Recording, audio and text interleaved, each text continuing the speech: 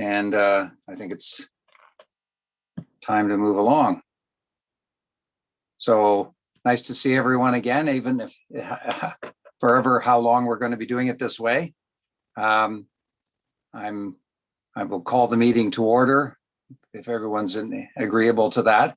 The first item that we normally touch is the disclosure of pecuniary interest under the Municipal Conflict of Interest Act. And if anyone has anything to declare on that, then they can certainly do that right now. Hearing nothing, we'll move on to the agenda, which is in front of you, I presume. Everyone fine with that agenda? Any questions or concerns? Next item is the minutes. And you've all had a chance to read them. Any concerns or questions about them? Okay. Well, that brings us to our guest, Tom Keating, and Dave Alves as well. So they're going to speak to the Bissell Park multi-use pad project, which we've taken a great interest in, and we had some discussions about in our last meeting. So I'll turn it over to Tom and or Dave right now. Thanks, Brian. Yeah, we're going to tag team this, Dave and myself. I'll start. I think the purpose of this meeting is just to kind of give the committee a bit of an update as to where we're at, where our intentions are, what we did. And I guess start with, our intentions are still good. Our whole thought process in this project was doing a sweat equity component and helping to fund the project through that. And the last summer and we're not sure about this summer hasn't really opened the door to make that happen without a lot of additional concerns or creating some additional risks that as a volunteer group we didn't feel comfortable taking on. So the need is still there. The facility is probably getting used, even though we don't feel comfortable or feel that it's probably not setting a good precedence by us as a volunteer group going down there and doing a volunteer project. I think Doc would attest to the fact that the facility is probably getting used more now than it ever has, with restricting movement and people staying at home, and then probably even now as much with kids not in school and parents kicking them out the door for lunch to say, go get some exercise and blow off some steam. So I don't think, nothing has changed from our end, unfortunately, other than probably the cost to do this project. We haven't updated our budget because the pricing right now is, and speaking from the industry that I'm in, pricing right now is as volatile as we've ever seen. Steel being, lumber, everybody probably read in the news how expensive lumber is, and obviously that affects the industry I'm in. Does it affect Bissell Park? Not to the extent if I was building somebody a home, but there's a fair bit of rebar in this project. Even aggregate cement has gone up per meter this year, a larger increase than we would normally see year over year. We have a board component to this project that even, with what happened in Texas, the plastic industry has gotten awful expensive. So that, and to be totally honest though, we haven't sat down and had a meeting to say, okay, what is it going to cost if we pull the trigger in a month or two? Because we just, the pricing is so volatile. It's what's it going to be in a month or two? We really don't know. And would we be able to pull the trigger this year at all, given that, we're still in this current lockdown situation? So, having said all of that, ideally for us, we've just maybe some people here that aren't too familiar with the project, but we originally, we made this application, we're successful, and to be honest, we probably didn't know what we were getting ourselves into as far as cost, but then we were introduced to a few companies that could help with the project. They provide us with pricing, and we realized that we didn't ask for near enough. So there was nothing we could do about that. What we thought we would do, though, is break the project into phases so that we could take on a phase at a time to move the project forward, gain some momentum, gain some community interest, and maybe also help out with the fundraising component. So what we thought we'd do is, get the surface built, then we'd come back and look at building the boards, and then even go further, hopefully, with it and talk about a chiller because we always proposed putting the infrastructure in place so that a chiller could be added down the road. So here we are, we're a few years into it, nothing has happened. And as a group, we would love to go in there if there was additional funding available. We'd love to go in and not drag this out any longer than we have to, because the the sweat equity component is only lasts, can only be done for certain portions. And then there's, as far as putting a chiller in and putting the boards, that's stuff that we're going to sub out anyways. So, anyways, that's a little bit about where we've been, where we've come from. Where we want to go is we'd like to, if there were some projects that were applications that were made, that projects that didn't ever go forward, there was additional funding that could be earmarked towards this project. We'd love to make let you know that we're sincere, and we'd love to grab some more funding if possible, so that when we do start the project, we're not tying up the park any longer than we have to. Anything you want to add to this, Doc?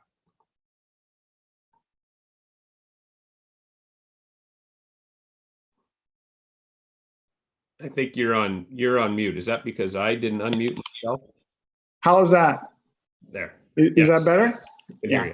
Sorry, this is my first Zoom call. Yeah, just to reaffirm, I guess nothing has changed in our scope. We've actually done a lot of things. You don't see any physical work down there, but we've done some fundraising. We got about $75,000 more in fundraising. The township did a survey to help us when we were making the CAD drawings. So like the CAD drawings are kind of done. We've been engaging who's leading this project and who the volunteers are that are really serious about doing things. So that's taken a bit of legwork when we've done some communications and presentations just to keep the interest in this going. We've also had extensive meetings with the township, because this project is the township's facility. This project is the township's. So we're just kind of helping things along. So we've done a lot of meetings there to try to get the agreement, and that is all complete. So COVID has slowed the project, but the activity continues in the background, and we're keen to start the physical work, and we have enough money to start that, no question at all, and get it to a good spot where there is a good the multi-recreational surface there. And it's an all-around surface. It's for all ages and all of that good thing, just to reaffirm that. This is not just a rink. So, and there's Matt, there's kids down there playing basketball right now. So I don't know whether you wanted to go down and take care of that or whatever. But just to reaffirm what Tom said, the kids want to get out there. Everyone wants to get out there. There's been a lot of lacrosse going on down there. And so the need and the interest is still there for this township project. And as Matt said, if there's any other funding, we're definitely expressing and earmarking in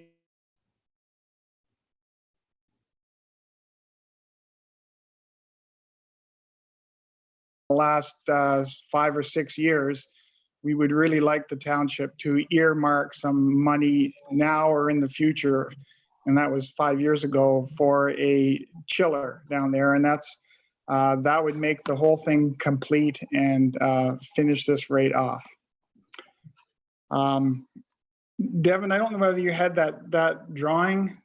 we did a little sketch, just a picture says 1,000 words, and this is kind of what we're looking at doing, just to give everyone an example. Can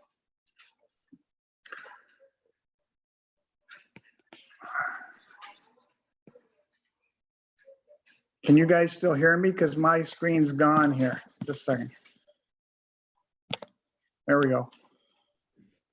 Am I still on there? You are? Yep. Yeah, so this is just a little sketch we did. You can kind of see where it's going to sit in Bissell Park. It's not on the Bissell Park lawn, of course. It's tucked up where the existing facility is now, and it would just be a little bit larger than the existing asphalt area. We're still hoping to have this skating path around the rink, and you can see by the corners there, there will be a safety fence and some lighting and some rest areas and that type of thing. So that's all. I just wanted to give a bit of a picture there of what we're still thinking about. So that's all I had to say, Tom. We're keen. We still want to go, and we're ready to start the physical work if we can find a way to do that. Okay, that's great. Can we clarify? Is it appropriate right now to clarify? Is there a shortfall that you envision, Tom, at this point compared to what the grant was? Yes, we right from the beginning. Once we got talking to a company that was put in touch with us through the Parks and Rec called Customized. So they're basically the outdoor rink specialists.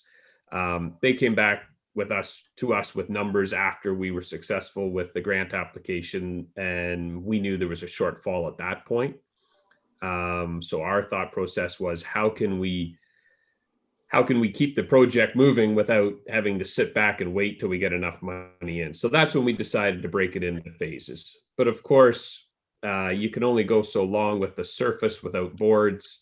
And then, you know, once you see the kind of winter that we had, you know, this was probably one of the more ideal winters for an outdoor ice rink, and still having some struggles keeping ice, just because you get cooler temps and snow. But if you get the hot sun, that added refrigeration would just take it to the next level. So we've never got firm pricing on chillers and what that component would cost. So that obviously, and that was something that was never part of our application. We didn't even want to include that. We didn't want to be greedy with the application process, so we didn't even include that. But like I said, we haven't sat down and worked out new numbers based on pricing, but we know there is a shortfall, and that's not new news. That's something that we've been working with, but we went to the community. Greenwood Construction, I think they've already given the check for $10,000 towards the project. Some of the other people that have, the Elora Mill and different companies that have said they would get behind it. Those were phone calls that we made to them, and they said, yeah, we're keen, we'll get involved. We haven't went to them and said, well, can we get your money, because we hadn't started, and so we don't have all the money collected, just because it felt awkward to ask for it without showing some shovels in the ground. Okay, thank you. Thanks very much, Tom. Does anyone have any other questions for Tom or Dave? Pat has her hand up, and so does Dean. There they are. Okay, Pat, go ahead.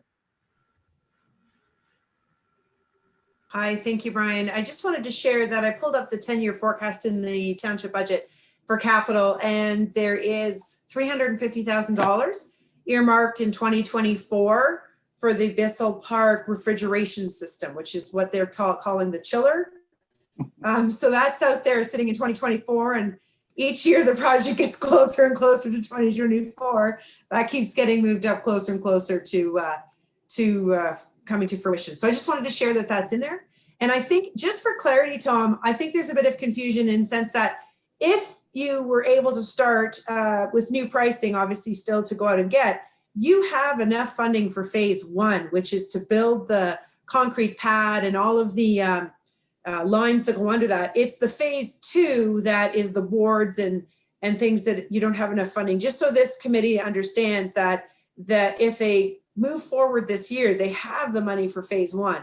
That was the conversations we've had over the past couple of years as we've progressed. But maybe, Tom, you want to clarify that. No, you're exactly right, Pat. We have enough money for phase one, just given the delays and not being greedy, but given the delays, we would like to go in and try and do this in a phase 1-2 combined rather than, because some people will look at the park and say, hey, it's functional the way it is. Now, it's a lot of work for Dave and his crew to make ice on black asphalt, but the moment we take down the boards, there's going to be some rec users that say, hey, it was better off the way it was. At least I had boards to keep the puck in bounds. Doesn't matter to me that it took them all night to make ice for me.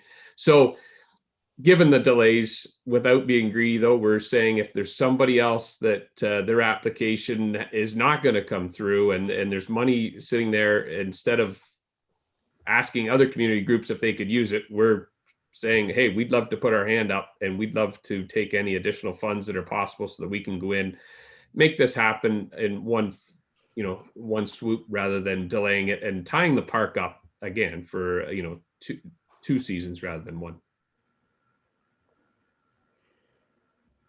Anyone have any? Dean, you were going to speak. Yeah, I was just going to ask, Pat kind of touched on it already. Just to inform the group, what would phase one look like if you were to move ahead with phase one at this point? And my question was, are the funds there right now to complete that, or would that be part of phase two? So a lot of those questions were already just answered by you guys. Thanks. And probably just to confirm, Dean, so the funds were there for phase one. Yeah. And like I said, we haven't, when Aaron from the mill said that he was keen to support it, and we didn't say, okay, we'll be down to grab your check. Is Aaron going to want to support it if we went this summer, given what his company has gone through in the last year and a bit? So there is some slight tweaks that would have to go on. And then, of course, there could be some increase in costs that we have to figure out how to absorb. But then there's potentially some other companies that maybe have went through COVID better than others that we might be able to approach that might say, hey, we're willing to help out. So I would say we're confident we can still pull off phase one, and with the hopes of pulling phase 1 and 2 off at the same time.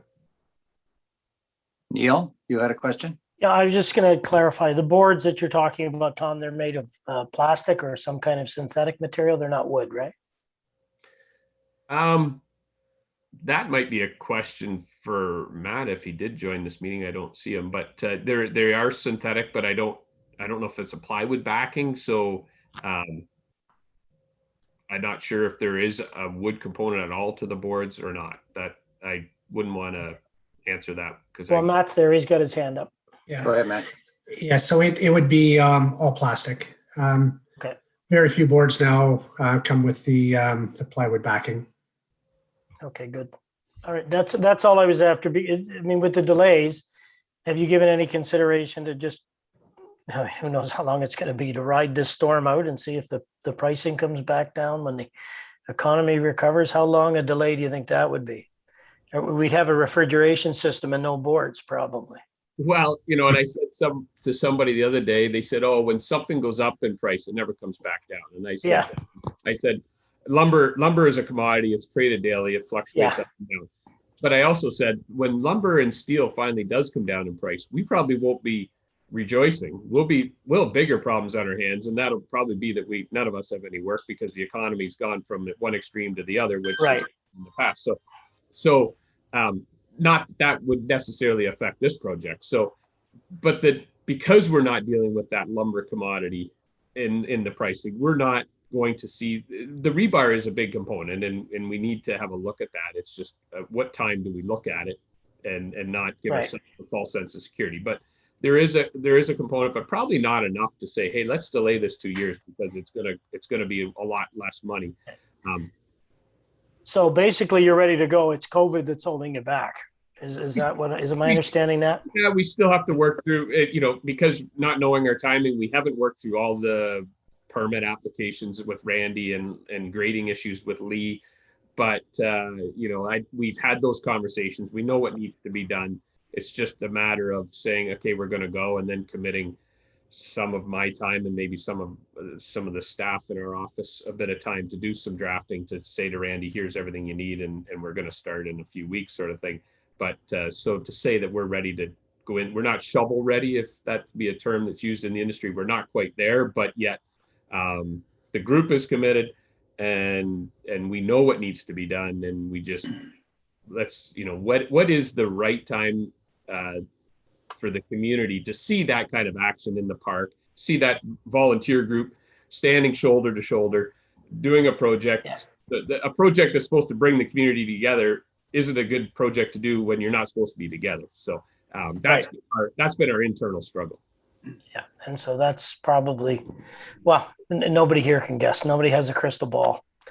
So yeah. We just have to be patient and wait. It's good to hear from you, and it's good to know that we're just looking at COVID delays and not a project falling apart. So that's good.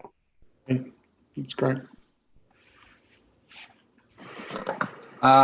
Any other questions or comments while we have Tom and Dave with us?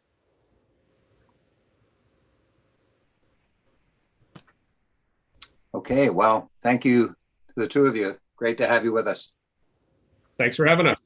Thanks for updating it. Thanks, guys. Cheers. Yeah, Dorothy, Matt.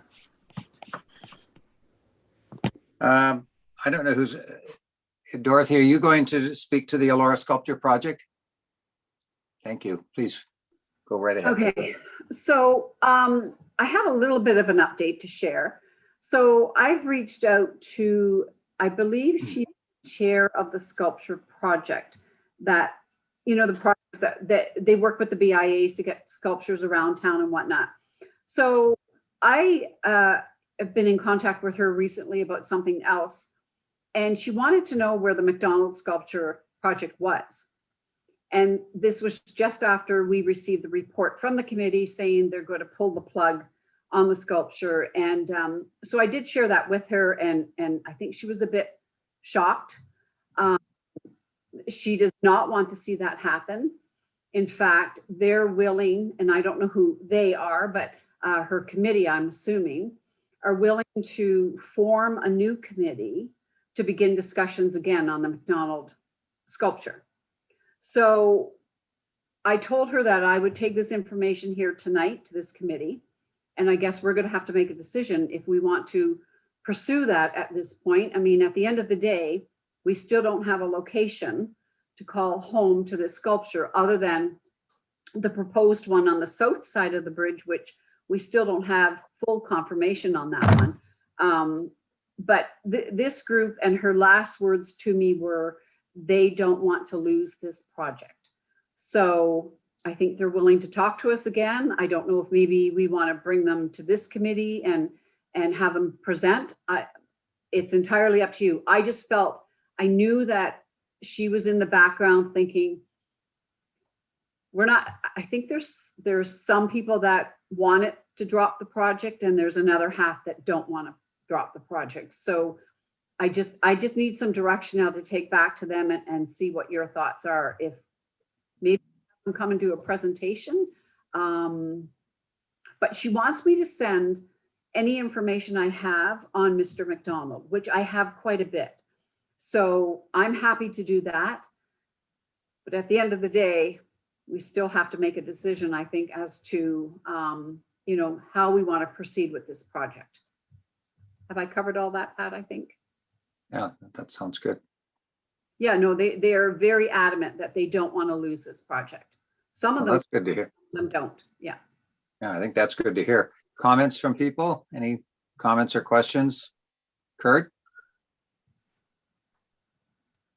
Given the history with this project and what we've heard already, and Dorothy, I'm sure you know far more details too, I worry a bit about going in circles. Like, I worry a bit that we would need to review everything that's already been reviewed unless the organization perhaps gets together with each other and has some consensus. Because it sounds like to me there's differing views from the same organization who had the original proposal.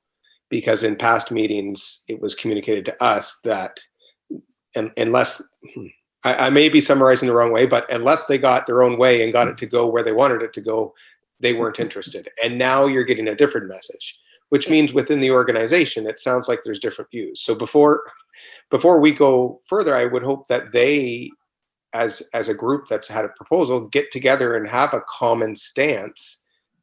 Otherwise, I feel like we risk going in circles and discussions again and being right back at Victoria Park, trying to decide whether it should go there when we've already had those discussions. Oh, trust me, Kurt, I shudder to think the number of hours I've devoted to this committee and meeting with them on various sites and things of that nature. I also think that some of the key players that we've been dealing with in the past have now moved on. They're moved away from town. They've moved on to other volunteer roles or whatever. I don't believe the same players are at the table. So I'm happy to, I don't want to see this project die. I've been in touch with the MacDonald family down in the States to let them know what we're doing. And I'd be mortified to go back to them to say, yep, we can't agree on a location, so we're not doing it. I'm doing what I can to make this happen. So I think we need to hear her out. I think we need to at least hear what they're proposing. Once I send her the information on Mr. MacDonald, it sounds like she doesn't know much about him, which kind of surprises me. So I'm willing to do whatever I need to do. I don't want to see it go either. It would be a very sad state if we can't come up with a sculpture with everything that this man has committed financially to our town. So that's my 2 cents. Any other questions? Thoughts? Grace, you had your hand up. Brian, Grace's hands up. Yeah, I didn't know if you Yeah. saw that. Yeah, I basically. Kurt, you're next. Go ahead, Grace. Yeah, echo some of what Kurt said, but I also really would like to see it move forward. But is it Beverly Cairns, or can we say names? Yeah, so some of the other people have left and she's wanting to forge ahead. Yeah. I think it'd be a shame to let it go. I think we need to have a sculpture, and that it would be worthwhile considering again, even if it came down to location, perhaps we need to look at that. I mean, if I would certainly like to review it all again and would like to see a sculpture happen. So Kurt? how do we move this forward? Like, do we need I was just going to say, certainly send her absolutely everything, even everything. And it's just to save you time, Dorothy, because if there are some people who weren't as involved previously, they may not know that some discussions have already happened. I totally agree with Grace. It should go forward, and maybe it means revisiting things, but I wouldn't want you or us to have to revisit things simply because the person with the vested interest now hasn't reviewed it all. right? If you know what I'm saying, just if they can fully understand the history and everything about Mr. MacDonald prior to us talking again, then I feel like we can be more efficient, yet be optimistic and positive about going forward with the project. Okay. To some extent, we need to be drivers on this, because I think when you have someone do a sculpture project and have a competition, you're basically asking for a design. I think the location is really, this is just my opinion, is in the purview of the community. In other words, the township itself. I don't think they necessarily have to go together. I think we can be the driver on that. We certainly can look at some options, but anyway, I just believe the sculpture is the thing, and I'm not sure it should fall within the purview of the sculpture committee to decide where it's going to go. They can certainly have opinions about it, but ultimately we have to be We have to insure it. We have to do a lot of things that are part of owning an object that's in the public eye. No, I agree, Brian. Well said. Okay. Pat, we Anybody can else? make a motion or anything? I had one question. Go ahead. Sorry, just to confirm, this is still the same committee, just some new people, or different Same people committee, from I within the think. group are getting back involved? I was just unclear on how that was worded. I know for a fact, I've only been dealing with 2 people. I Yeah. know for a fact one of them is no longer involved. And this other person has moved on to a new business. So I don't know if he's in that committee or not. I can find out, but she made it very clear that if it were necessary, they would form a new committee. So I'm guessing that those 2 aren't around anymore. That's my guess. All right. And then how do we go about deciding on who's taking that over or whatever? Because those funds were allocated to that group, right? So that's just from what I'm listening to that. It's still the same that's something that should be governing body. clarified. It's Okay. still the same organization, just Is it? different players. That's all. Perfect. Okay. Yeah. Great. Pat? Thanks. Pat? Oh, Brian? Brian, My Pat? hand is up, Ryan. Okay. I assumed you were going to speak right up. Okay, so a couple ideas. I think that we as a committee need more time just to hear from the group, that we should understand exactly who's involved. There is an agreement if we have to have it reassigned to the new group that are the new people, we can arrange for that. My suggestion, so we don't hold up all of the recommendations back to council, is the recommendation from this group may be that for the sculpture project, CSAC desires more time, a couple months to assess and come back after to council on that one project, but the rest can maybe move forward to council, and that I'll defer to Neil to suggest or confirm if that works, rather than holding up everybody else on all of the decisions made to date and recommendations still to make. So those are options to just, ask for some more time for this one and hear from the group. I think you need to know who's on this committee. As Dean said, who are they? Are they the same group? Are they slightly different? Do they have the authority to sign this agreement on behalf of the group, or do they have to create their own group? All of those kinds of things. And absolutely, it's the same project. So I like that it is moving forward, if we can make that happen. Yeah, and I agree with you, Pat, because this project is important because of the nature of the individual who created the whole fund to begin with. And to do something in honor of that person, we need to find a way to make it happen. So my suggestion would be the committee carves that out. The sculpture project is an entity, a project unto itself, and we're going to continue to review that with a new search committee or a site committee or whatever, and work through that agreement.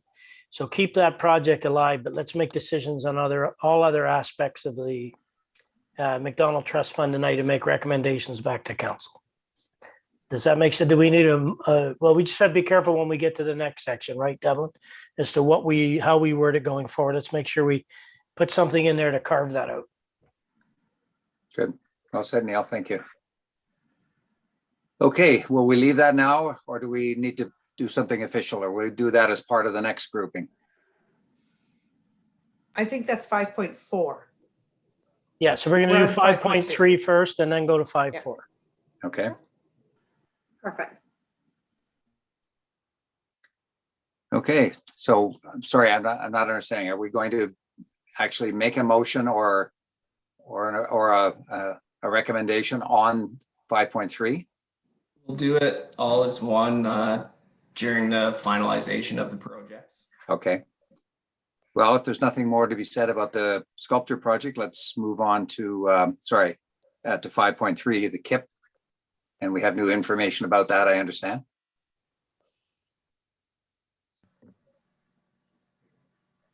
I think Matt Tucker is probably the most prepared to present this one, Brian. Okay, go ahead, Matt. Sure, yes. No, so Stacy's provided the committee with information. It just got passed out by Devlin earlier this week. There's still a couple check marks that still needed to be crossed off first. One is just permission from the GRCA. That's one. I've helped Stacy out a bit with that one.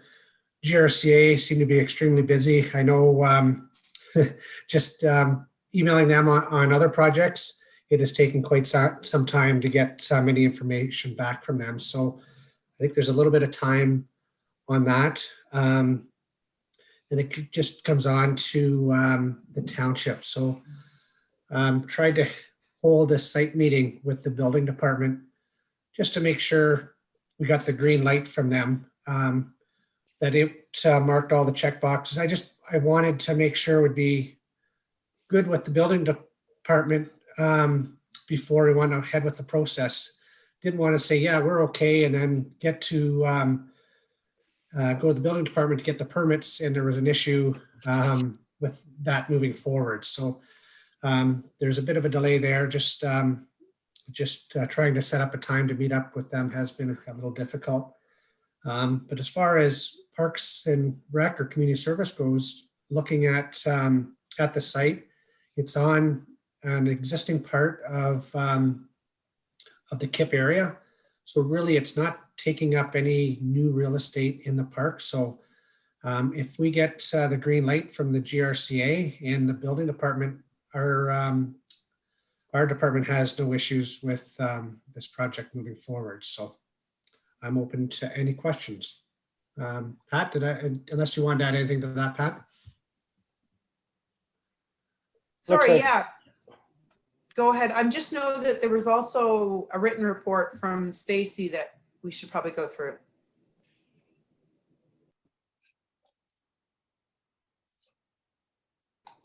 Brian, I'm happy to do that. I know it was distributed. Yep, please do. Okay. Just got to switch over to it. Sorry. Did you want to go through it there, Matt, or do you go ahead. I just don't have it at my fingertips here. Okay. So basically, there were a number of questions that we sent back to Stacy to clarify. She indicated that they would need more funding. So she's indicated here that they have an additional $10,000 of their own funding, plus if they were to receive the $35,000, that would be sufficient funds to move forward in the project. That Riverfest Elora has provided support for the project. Their vision is they're flexible to install. Obviously, once they have the green light, then we need to get an agreement in place, and then they can move forward. She's got spring, fall 2021. That may be aggressive. It could be late fall 2021, just the way things are moving in the in this area. But that's, in other words, they're ready to break ground as soon as they can.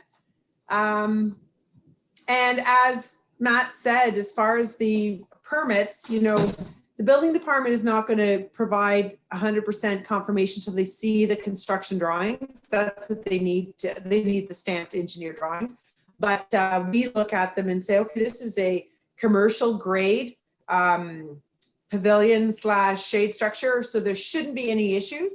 There'd just be probably direction as to the footings and such. And she has provided some information on the drawings of the structure that they are looking at. So I really want to, just put this back to the committee. She has addressed the questions that this group had. And obviously now you have to decide, this is a complete change of scope from the original, and make those decisions moving forward as a committee. So I'll throw that up.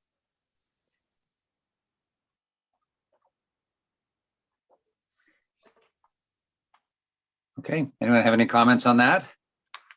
How we're going to proceed?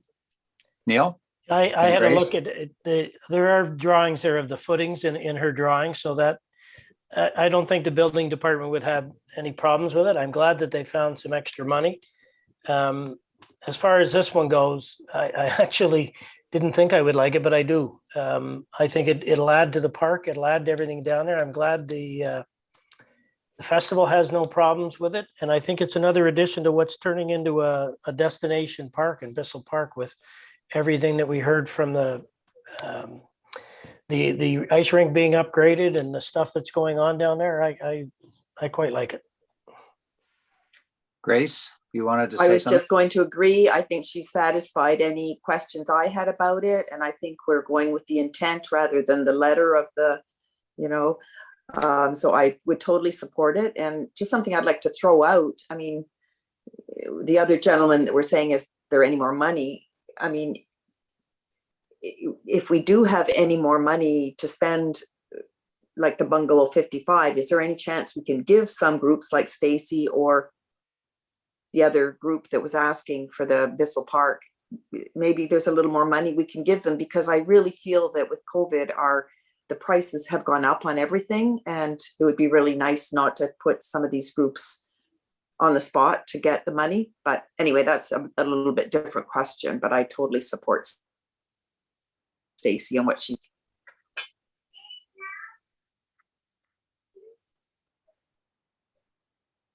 Okay, anyone, any responses, any other questions? Okay. Shall we move along to 5.4 then?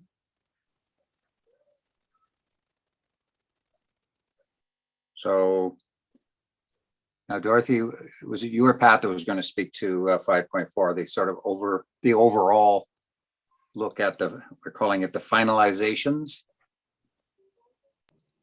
I'm happy to, Dorothy. We didn't talk about that, but Devlin and I, when we put the agenda together, we put these bullets here just to remind the committee, these were some of the directions that council was looking for this group to respond with. Of course, beyond this list of things, you can also make additional recommendations. If you go to the minutes, there were, there's 3 recommendations, I believe, already summarized, which had to do with the, okay. Devlin, help me out here. I'm going to open it up. I'm afraid I'll open up too many things on my computer and I won't be able to see them all. But that the direct staff to KIPP to come back. So you need to address whether you are satisfied and recommend that she proceed with the project and the timelines and such within that. You also made the recommendation that the Elora Centre for the Arts and Riverfest could proceed with their pavilion project with some conditions regarding neighborhood engagement, green space plan, and parking. And you also made the recommendation that the Elora Centre for the Arts Building Enhancement and Accessibility Project would proceed as they have planned with a date of completion of 2023. So given that those have already taken place, your recommendations still are to make a recommendation on the sculpture project,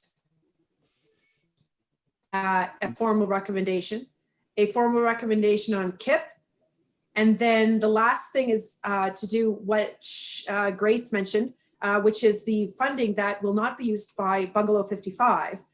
What is your recommendation that how those funds be dispersed?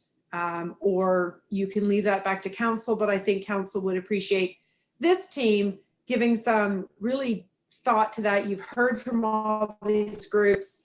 What's your recommendation on that additional funding? So maybe you want to take it one at a time, Brian, starting with the sculpture project. Okay, great idea. Before that, Neil, did you want to say something? You had your hand up. Yeah, I was just going to clarify how much the Bungalow 55 money was. My memory is 55,000. No, am I dreaming? I In think it was 23 change. Yeah. 23. It's 23 and change. It's Yeah. an Okay. odd number. Yeah. Okay, so I just wanted to get that clarified so we can see what availability, what recommendations, what the committee wants to do with that. Other than that, everything you said, Pat, I'm perfectly fine with. I think we're all in agreement. So if we knock them off one at a time, Brian, it should be fairly quick. Okay, are we starting with Bissell Park? Shall we? Yes, go ahead. Okay. So we have a recommendation that, or do we have a recommendation that it proceed as according to the whims of COVID, but that we continue to fund it as such, and that we're approving the project to go ahead? And I guess there's a little bit of a gray area there about the about phase 1 and intertwined with phase 2. So how will we handle that? Pat has her hand up. Go ahead. Yeah, I think if you just want to say that the committee recommends that the project proceed as prescribed in the agreement, because the agreement deals with all the different phases and deals with all of the in-kind and all, trust me, that was one of the more complicated agreements. So we're good to go if you just say as per the agreement already in place. Okay. And then if you want to go back and talk about the funding, additional funding, that's a separate item. But yes, I would proceed with the project as planned. Okay. And I think they're indicating the timing would be 2021 or 2022, depending on the volunteer in-kind ability kind of thing. Okay. So is there, at this point, before we have an overall motion, is there a consensus that it should go ahead? Well, let's put it this way. Is there anyone who has a concern at this point? Everybody's good? Okay. Moving on to the Elora Sculpture Project, the recommendation would seem to be that we're going to have representation from the group with a view to going forward. Sorry, Brian, I don't want to interrupt. Let's do the Bissell Park recommendation as we've agreed. Let's hear Devlin. I'm sure Devlin typed one out, a recommendation. Vote on that and then move on. Okay, we're going to do them all at once. Just so that we're not repeating ourselves again. It'd be great to do if everybody's okay with that. Sure, we'll start with Bissell Park then. That CSAC recommend the Bissell Park project proceed as prescribed in the agreement already in place for completion in 2021 or 2022. Okay. So do you need a mover or seconder and vote on it or not? That is correct.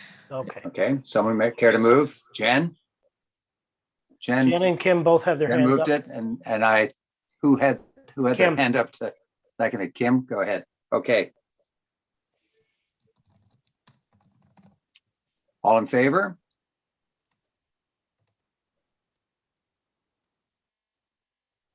Do we need to record if anyone's opposed? I guess no one, everyone's hands is up. Okay. Okay, moving on to the Elora Sculpture Project. Devlin.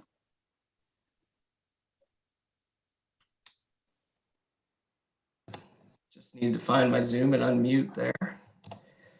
So this one's a little bit still as a draft compared to the other one. So I just have that CSAC recommend council provide an extension to the Elora Sculpture Project to give CSAC a longer timeline to find a location for the sculpture. Okay. Any more discussion about that? Pat has her hand up. I think for clarity, it's more than just the location. It's to ensure, I think we're asking for not an extension for the project, but an extension for CSAC to review the sculpture project in order to assess the agreement and the new people interested in providing the project, and a recommendation will be forthcoming to council at a future date. Is that fair, Neil? Yeah, that sounds good because it gives it back to this committee to deal with this new sculpture committee, whoever they are. And we can work through it before we send it back up to the council. So it's not putting it on hold, it's just delaying the decision. Kim, you have your hand up. Well, I was just wondering if we should clarify that it's a new proposal coming from the same group for the Elora Sculpture Project, like so that we stress that it's a new thing instead of council thinking that we just keep reiterating the same old thing that's going on. Well, if I get questions on that, I can address that with council. I think if we just put that we need more time to revisit the sculpture issue, then we can control what happens. And then I don't think council would have any objections to us just holding it back and saying, we want to work with them and they want to work with us. We just asking for time. Okay. Okay. So do you want to tell us, repeat the motion again, Devin? Sure, that CSAC recommend council provide an extension for CSAC to review the project and assess a new agreement with a new sculpture committee. Is that kind of close? Okay. Someone care to move it? Hang on, we got Hold on, my hand's Pat's up. waving her hand. Geez, Sorry. I'm using two Devlin, screens just- here. If I look No, away, that- I miss you. That's okay. Devlin, can you just read that last part? I think what we want to do is just have, we don't necessarily want a new agreement and we don't necessarily know if it's new players. So I think what we want to say is just that we need more time to make our recommendation back to council and just leave it at that and not Okay, so- specify what the details are yet. Should we just leave it at provide an extension for CSAC to further review the project? Yeah. Perfect. Let's be as vague as we possibly can.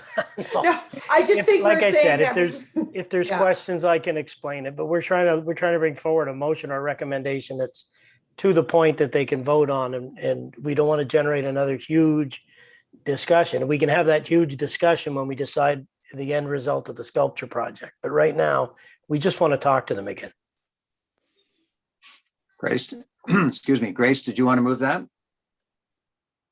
Second? Kurt? All in favor? No one's opposed? Okay, that's carried. The KIPP.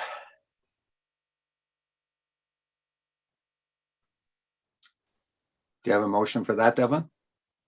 I just keep switching back and forth and have to find the unmute button. So that CSAC recommend council enter into an agreement with KIPP to fund the project pending a building permit and approval from the GRCA. Any further discussion about that? Jen, Jen has her hand up. is that a question? Yeah, no, did we have to like add any timing or something into the project for that? Just looking at the direction. I'm not sure, I'm just, Yeah, I think we wondering. want to include some of the, I absolutely agree with you, Jen, that we want to go back to her information and put some of those details in there into the recommendation. So there could be some bullets in there that CSAC recommends approving the KIPP project and entering into agreement and detailing that the timeline will be in 2021, that KIPP has fundraised an additional $10,000, so their funding is sufficient, that Riverfest has supported the project, and the building will be pending a final approval from the GRCA and building department. Hopefully I said that slow enough for you, Devlin, but I think we want to have all those pieces in there because that's think what we this can. You muted yourself, Pat.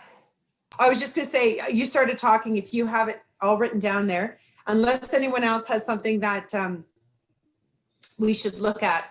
In this one, I think we're ready to make that recommendation with I those. think we can vote on Ish what you items. said and go on that, and I can Okay, word it correctly in the morning. Okay, any more comments or questions? Anyone care to move the recommendation, move the motion? Do we have a hand? Okay, Grace has her Grace, hand up. okay, seconder, I'll second it. okay, Neil? All in favor? Okay, all in favor, so that's passed. Thank you. Moving on to 5.4, how will we handle that, Devlin? It's really a reiteration of previous motions, but do we need to pass it again as a motion? Let me That's just what- pull No, up I- my agenda. if I can jump in. So we were Sure, on please do. 5.4. We were working through the different decisions Right. and each one we handled as a separate recommendation. And I think the one that you still have to have a discussion on is the funding that has been returned from Bungalow 55 and how you would like to make a recommendation to council. Pat, can I just jump in there? Did we make a motion about the Center for the Arts and the change of the, I think we missed that one. So we need to talk. We did need to that talk. last meeting. We did it last meeting and there's We a had- motion in, okay. All There right, are my- 3 motions from last meeting two cover the Elora Centre for the Arts and Riverfest. Okay, And so we've really tackled every single project except for the Bungalow 55 funding. okay. Okay. So if we're talking about an extra, I think it was $23,000 plus change, what are people's thoughts about how that might be redistributed if we're going to do that? Grace, you were in favor of it. Well, I was just wondering about redistributing it to, I don't know, just brainstorming here, but any project that involved building something, because things are going to cost more because of COVID. We could find a way of distributing it among the different people that have already been seen as fit recipients of money. Okay. Is there any reason why we couldn't do that before we even get into it? Just to confirm, we have $23,195. Okay, and how many projects are we looking at here that are builds? Are there 3 of them? Am I right in that? There's the Bissell Park project, the Rockers project, sorry, the ice surface. There's the KIPP project, and then there's the band shell. Is that it? The Elora Centre for the Arts building project would qualify, but they've used the township money to apply for a matching grant. Right. So they're already kind of off to the races with that. Right. It's up to this group if they want to distribute some of the funds to that group. But those are the ones. And the indication from Elora Centre for the Arts Riverfest was that the $100,000 was sufficient. Okay. KIPP did indicate that with their additional fundraising, they had enough. And the timing of her quote, Grace, was recent. So that is today's dollars versus Bissell Park, which was probably 2 years old, the dollars, I think. I'm just looking at Kirk. Sorry. There's an emoji on your screen floating around. Is that a comment? I thought I was being pulled off the stage there. Anyways, so if you're looking at all the other projects there, Dorothy, if you have them in front of you, I think those are the ones I've kind of summarized what their funding recommendation. I mean, they'd all take more money, I'm sure, but that was the summary. So the only one we know of that's really in that knows they're going to be behind the 8 ball really is the Rockers. Okay. Sorry, Jen? question on that one. Yeah. What was the funding put forward in 2024 for stage 2 of the funding for the Rockers, for the multi-use pad? Yeah, the capital project. Yeah, you had talked about that there was funding kind of that was forecasted for 24. I'm just kind of curious what the stage 2 funding was at. So phase 1 is to put in the pad, and that is a significant cost, and that will use almost all of their 300 and what was the amount they got? 380,000, Matt? Or were they 300? Sorry, the number has escaped me, but that would use almost all of the funds that they have. And phase 2 would be the installation of the boards and the netting, which they're hoping as the project unrolls, in-kind support will be donated, which will lower the cost of phase 1 to help pay for phase 2. And Matt would have a better idea of what that budget was. In my memory is saying something like 75,000, but I've been wrong before. So I'll let you answer that question. And then phase 3 is a township piece, which is the refrigeration system to be added in 2024. But I'll let Dorothy answer the amount and Matt answer because I didn't have those numbers in front. They got 350,000 from MacDonald funding. And Pat, you're correct on that. So they wouldn't have the full funding right off the get-go. And like you said, they were hoping to gain some of that money back through phase 1 with the in-kind. And I know they they still felt they were going to be a bit short on the boards, and that there'd be some fundraising that would still have to take place. Kim? Do we know what a bit short, like for the boards and the netting? Like, Yeah, and that's the difficulty, because that's something that they had a hard time trying to pinpoint a number down, because they were really hoping to get a lot of that in-kind work. And until they get into that work, they're really having a hard time to give us that number. And even for them to have that number, that's where they're having the difficulties. You know, they were looking at, you know, for an example, you know, just bringing material in. They would, you know, someone was willing to donate their time and a truck. That's sort of what they were looking at, but they weren't able to put a real number to that kind of work, right? And that's what sort of made it difficult. That being said, I know when they were talking to different people about the project, they were getting a lot of community support from different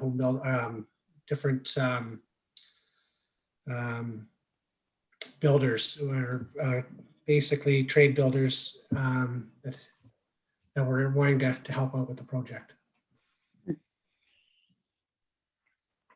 personally, I'd be all for like recommending the 23,195 from Bungalow 55 going to them, I think, because it's a youth-based project and it's a project that's going to benefit the whole community and then be an asset for the Center Wellington Township as they're going to be putting the chiller in. So that's where I kind of stand on the money from Bungalow.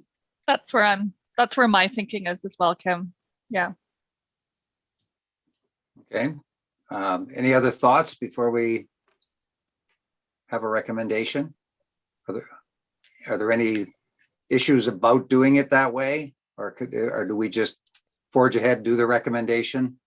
And Kurt has his hand up. Council, Brian. yeah, I see him. Yeah, I just concur, just a comment as well. It has the project with kind of the biggest scope, a chance to have the largest impact, and probably the greatest need. Like, it's just such a big project that it would be used, put to the best use. I think just an agreement.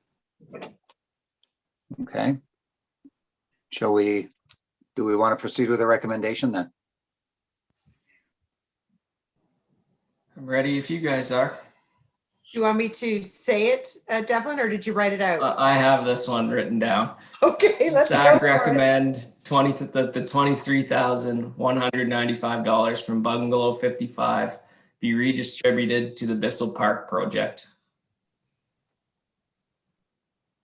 Jen, you had a comment? I'm just kind of, I don't know if we have to say like to assist in phase one, or I don't know if we have to add anything about timing or phases or anything in there, but. I think you could say phase to the group's project, the applicant's project for phases 1 and 2, because it's not going to go to phase 3, which is the township fund. That's what you're trying to say is the township shouldn't put it towards the chiller. It should go towards phases 1 and 2, which is. Okay, anyone else? Do you want to re-say the motion, Devlin? Sure. So that CSAC recommend the 23,000 and change from Bungalow 55 be redistributed to phases 1 and 2 of the Bissell Park. Anyone care to make the motion? First motion, Kim, seconded by Jen. Dean, all in favor?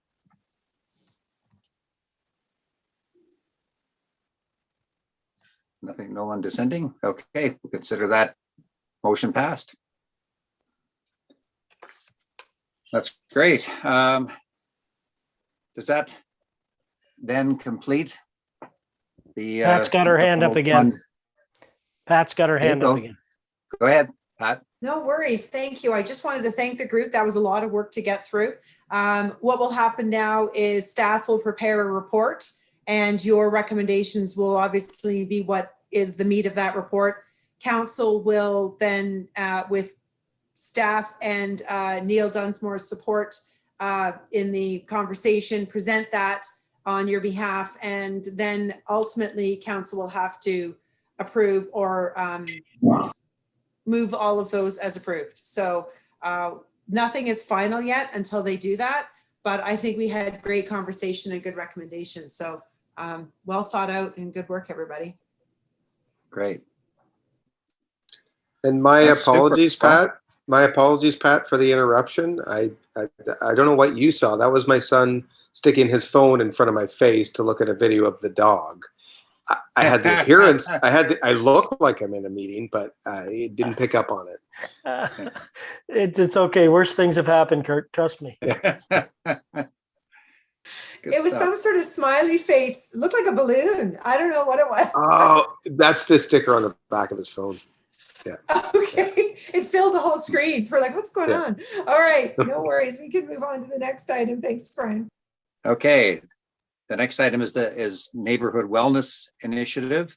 And I gather we're going to have Councillor Kitras and our communications coordinator, Kendra Martin. Are they here and ready to speak? Yep, I'm here. Present. Hi, Kendra. Hi, Hi. Councillor Kitras. Welcome. Thanks for having us. Great. So proceed. Okay, I think I'm up first, right, Devlin? Perfect. So I'm just going to go over a quick presentation that I made to council a couple weeks ago in regards to the Neighborhood Wellness Initiative, which is we're supporting a resident-led community building initiative. So the first slide. Just a bit of background for all of you. In January 2021, Councillor Kitras brought forward a motion to form a community well-being and neighborhood hospitality task force. His motion was for 2 councillors and 6 citizens to sit on this, and the purpose would be to enhance mental and emotional health of community through neighborhood networks and social interaction. Staff agree that neighborhood connectivity is extremely important and should be made a priority. Staff are recommending a grassroots approach. This would be a 1-year pilot project that will bring together community members, our youth committee, and staff to create a neighborhood grant connectivity. The program will be designed to bring neighborhoods together with assistance from the township. Next slide. Okay, so the goal of creating these neighborhoods is to encourage neighbors to interact. This will build stronger neighborhoods. And when neighbors know neighbors, they have someone nearby they can go to for help. They feel safe and they feel a stronger sense of belonging. Next slide. The rationale behind this was in part with the fact that the town already supports community initiatives through grants, staff resources, and other programs that community members value. And it makes an important contribution to the community's development. It also ensures that we're connecting our residents and maintaining our small town feel. And it has been proven in other communities that neighborhood community building should be resident-led. It allows neighborhoods to be successful when the neighbors in that neighborhood make the changes that they want to see. Different neighborhoods require different things, and different neighborhoods have different families in there, or it might be older adults. They might just have different ideas of how they want to bring people together. So the township's role is to support these grassroots and neighborhood initiatives that they would bring forward to us. Next slide. So next steps in our project would be to move forward with the pilot project that would see up to 3 neighborhoods receive grants for a total of $3,000, so $1,000 per project. The shortlisted projects would be vetted by staff, council, and the youth committee. Grants would be approved by the Community Services Advisory Committee based on the guidelines established for these grants. And the goal is to have township staff work together with the neighborhood groups to create a successful project. When an idea is not feasible due to legislative, financial, or policy constraints or public safety concerns, the township will assist residents explore other options to help them achieve their neighborhood's goal. Next slide. So what I was asking of council was approval from council to move forward on this. Then we would create guidelines and event information forms that neighborhoods would need to fill out and then have approved as the next step. It would include guidelines on what you can and cannot apply for, what the money can be used for. The timelines would be a part of that. So submissions must be made by March 30th, 2022, and then grants would be approved mid-May. There's going to be accountability as part of these guidelines. I think it's important that if neighborhoods are requesting dollars from the township and tax dollars, there needs to be accountability. It would also be great if those neighborhoods would share photos of their events. This would entice people to want to apply for these grants as well and bring some excitement to their neighborhood. Next slide. So just a little bit of a timeline. So this fall, this year is still, we're not sure where COVID is going to bring us. We don't know what the fall is going to be like. So we really don't want to get people submitting anything at this point because we don't know if there's going to be allowed any gatherings for the rest of this year. So we thought it would be a great idea to just create some community excitement, get our youth committee back on board. We haven't been meeting as a committee this past year because many of our members went on to post-secondary school, and with the way that the pandemic was going, we didn't really have an opportunity to kind of get some more students on board with the committee. So this would give us a chance in the fall to get our youth committee going again. So we would focus on kind of coming up with a name for the neighborhood strategy. So maybe we go out to the community and ask them to vote on a name or come up with a name for this. In 2022, we'd bring a realistic plan to the 2022 budget deliberations for the first year. And then we begin promoting this. So successful neighborhood grants would have from May to December to host their event or project. Next slide. So this is just some examples. We don't have to go through this. I just wanted to add them. So if the committee wanted to read them at a later time or review it, there was just some examples of eligibility. So we want to make sure that the neighborhoods live all in a neighborhood located in Center Wellington, has 2 or more residents. We don't really want 2 families deciding to throw a big barbecue and it's really just for their families and doesn't bring the neighborhood together, and that it's not a business registered, not-for-profit or social enterprise. And we want to make sure that the activity or event that they're applying for and going to hold is open and free for residents in the neighborhood. It takes place in their neighborhood. It's held in a public space. Or on a street. We don't want anyone bringing on the liability of doing something in their backyard and then people going all back there. And it's a one-time event or completed within a 1-month period. So next slide. So I just kind of pulled this together quick. It's just examples of what you can use the funding for, what you can't use the funding for. And then I think the next few slides are just examples of other municipalities that have created a neighborhood grant initiative and the success behind them and ideas that they use to enhance for their community to bring something like this together. So that concludes my part of the presentation. It's great. Thanks, Kendra. Thank you. Any questions at this point?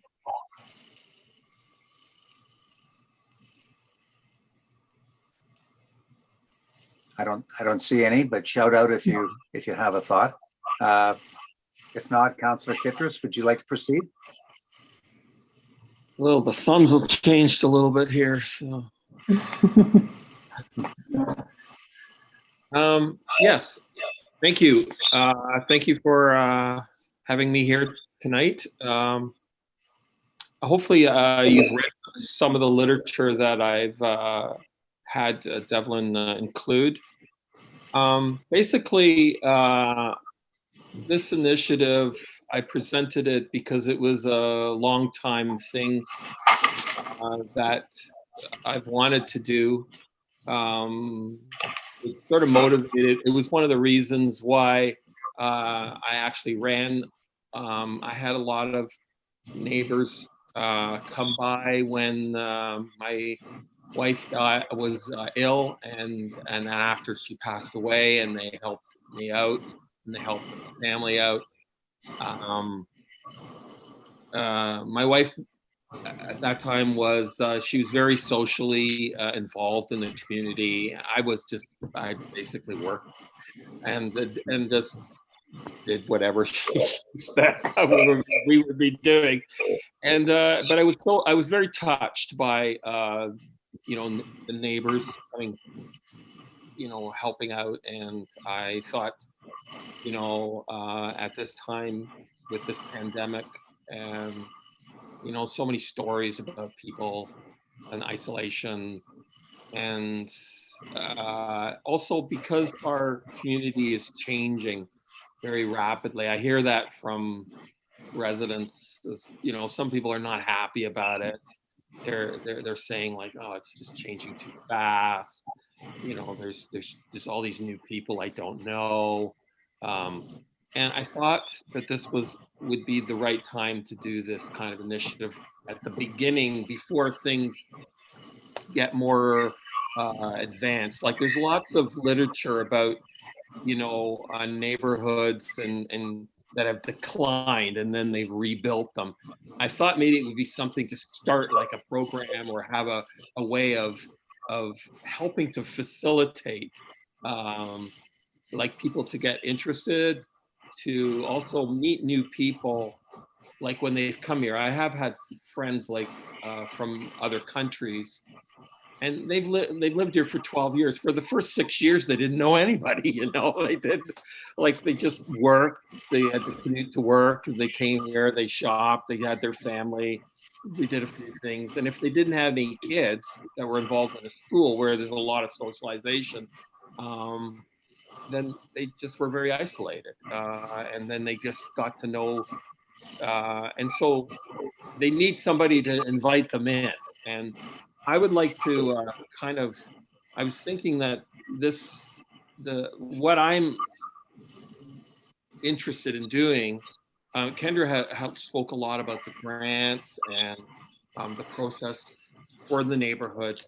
I wasn't really thinking so much about the grants. I know that that's if as this takes off, certain neighborhoods will want to do certain projects. Surprisingly, I was already approached by 2 people who want a grant, you know, just in this last month since this was passed. And I said, well, I'll just hold off. We just have to figure this out first. But really what I would like to come to this, you know, the CSAC, the community, is I wanted to have residents from different areas and some from a rural perspective. I live in a rural, and you're farther apart, but you're still kind of a community. You know the people on your road.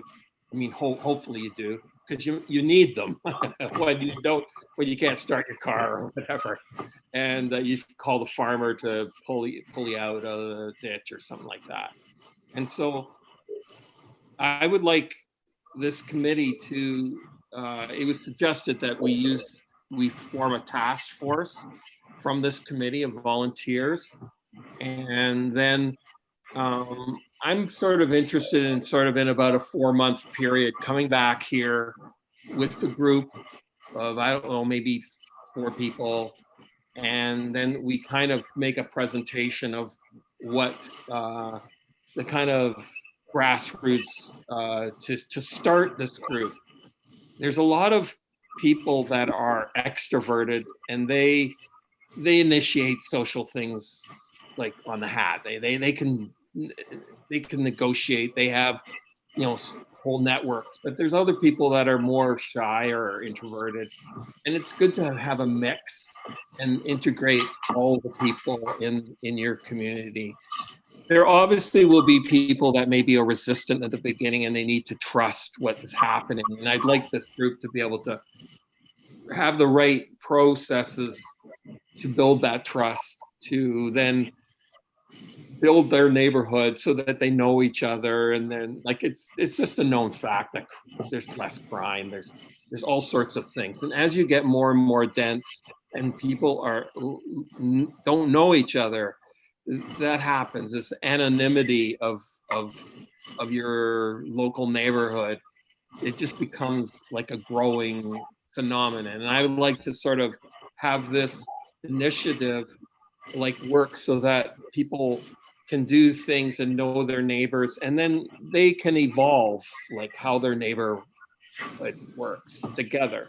The big thing I know for is just the little attachment I had with the map of we just had this recently, the last council meeting, and they had an aerial shot of like the sizes of the lots, and you know, that was in this package, and you could see like the density of happening. There is very little space on people's individual properties, the newer and newer spots, and so as a result, people will have to kind of gather more on public, and that process of, you know, well, how do you get permission to have a street party? How do you get permission to use the park? How do you organize that? I'd like this task force of citizens to be able to organize that so that it's kind of like a manual, so people will know how to do that. And it would become really easy. It'll just flow so that if this project starts, then people can do that. And that's not necessarily a grant process. Like as this sort of, I'd like it to be really, not have a lot of obstructions to be able to have people form these neighborhoods. Like have a little bit of spontaneity about it. But there will need to be people that are inspired by what we're trying to suggest, that will say, oh, let's do something in our neighborhood. Let's have a, I don't know, a garage, a community garage sale or something like that. So part of it is having suggestions for different things maybe in there, but I would like it to be a living document where people can keep on adding new things to it, you know, as they make suggestions. So it's not hard and fast like what this neighborhood will be. Obviously, I know that for the granting process, there has to be accountability, and Kendra's done a great job in suggesting and making all the, you know, the sources of what other people have done, all the communities have done. And I find that can be added into it, and that process needs to be ironed out. But what I would like is just to have like this hospitality of new people coming in. There's, you know, there's infilling, there's rentals and basements of houses, and then all these people, they should know each other. They should, it's, you know, you have a sense of place in a neighborhood. Like, you know, it's not just the subdivision's name, it's the people that live there. And that's sort of what I would like this initiative to do.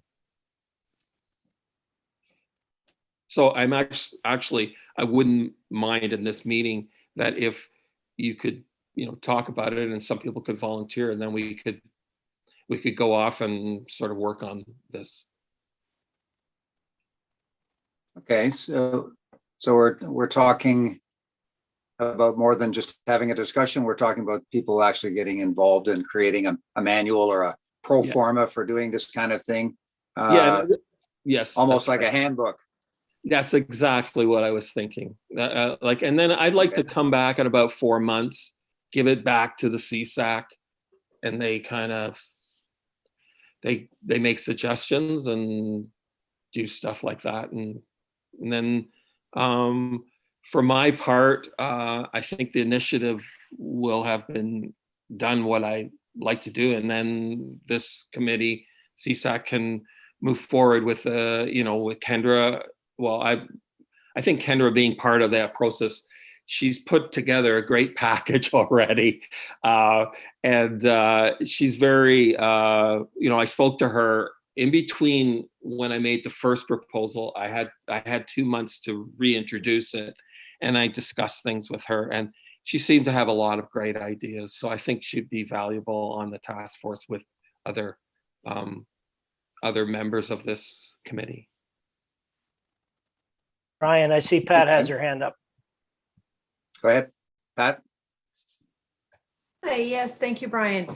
So we've heard from Kendra and from Councillor Kitras, and I guess there was a lengthy discussion at council, and we're just trying to source that motion that was actually made, that nothing was, as far as I understand, decided at council except to direct the discussion to CSAC to come back to council with a recommendation on how to proceed with this initiative. I think around the table, there's a desire to see this happen, but I think Kendra has presented one possible way of achieving the committee work.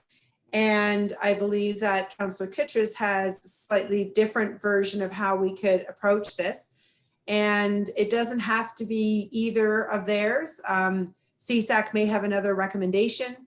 I just wanted to kind of explain some of the background on how all of this came together and why we're here today to discuss this. Ultimately, council has to decide if this is a project they're going to endorse and how that project will roll out, but they've turned to this group to ask, these are the representatives of the community. This is why you're on this Community Services Advisory Committee, on how best to roll this out. And I'll defer to Councillor Desmore, who is the council rep on CSAC here, just to make sure I've pieced that a bit together correctly. And I'm not sure if I have. So I'll let him speak. And then of course, if Kendra or Councillor Kitras have anything else to add, I would support hearing that so that this committee knows what our task is here today. Yeah, Pat, you summed it up the way I recall it. We sent it back here because we were having difficulty trying to meld the two concepts together. And we wanted advice from citizens. Is this something you think that we should be starting a new committee for, or a subcommittee of this committee that meets with other residents and with Councillor Kitras and comes up with something? Or do you think that what we've got, is there enough in what Kendra has that we could take some of the things that are missing that Councillor Kitras has talked about, i.e. a rural complement of it, and try to meld the two together and come up with a suggestion to go back to council? So that's really kind of what you're tasked with here. Okay, comments, thoughts, everyone? And maybe I'd want to make sure everybody's clear on the direction, Brian, so that if anyone has questions, this is the time to ask.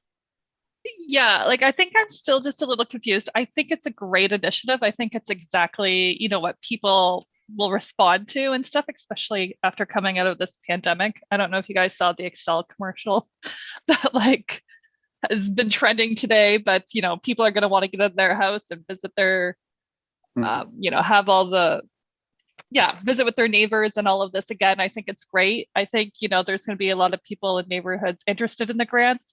There could be a lot of people interested in, you know, maybe we don't need a grant, but how can we go ahead, maybe, booking the street or something like that. So I think it's great. I'm still just kind of a little confused on, I'm still, a little confused of the ask right now by the committee. Or on the committee. Okay. Brian, my Kurt? hand's up. Pat's hands up, Brian. Go ahead, Pat. Okay, I'm just going to read the motion that came from council, and then I think Kirk has a comment. It says that the council of the Township of Centre Wellington refer the matter to the Community Services Advisory Committee, and that both Councillor Kitras and Kendra Martin, Communications Coordinator, give a presentation to CSAC with the consideration of the development of a subcommittee. So that is the actual motion that came out of the council meeting, if it provides any clarity. I'll defer back to the. One more question. Would the idea of the subcommittee be Councillor Kitras, Kendra, and just members of the committee here, or would it involve others from without? Or is that what we're deciding as well? Okay, good question. Kurt, you wanted to speak? Yeah, it's kind of along with what Jen was asking. Is I'm looking at the notice of motion that was in our agenda, which Councillor Kitras spoke to a lot of those details and thoughts.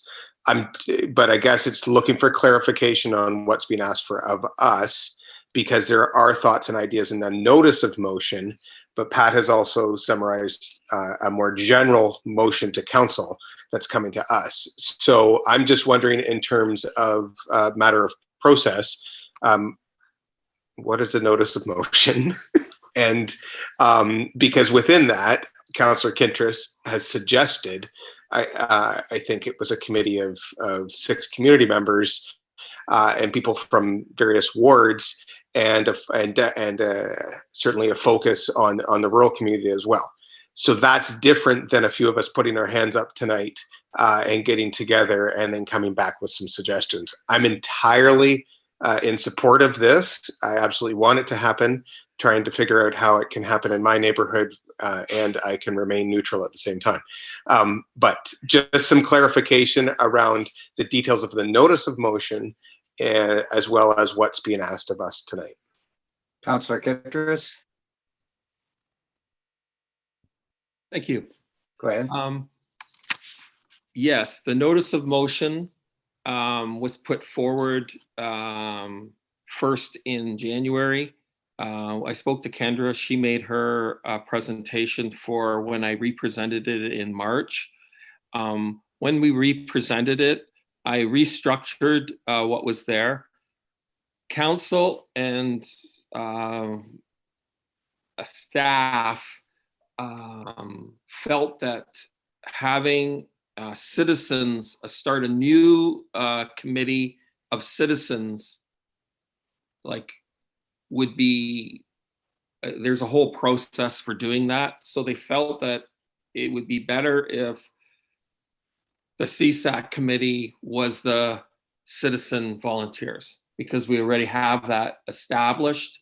And that's why, you know, I've asked, because the task force, I think that if you're in, I think first you need to decide whether you're interested in it. If you are interested in it, I think you should just have volunteers. My whole thing is, I only want to do this. I want to sort of start it like in 4 months, give it back, have a manual or some sort of thing.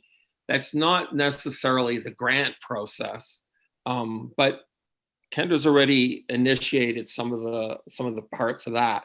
So I think just working together and with citizens, and the citizens would be your volunteers, instead of going out more into the public. I think that after that,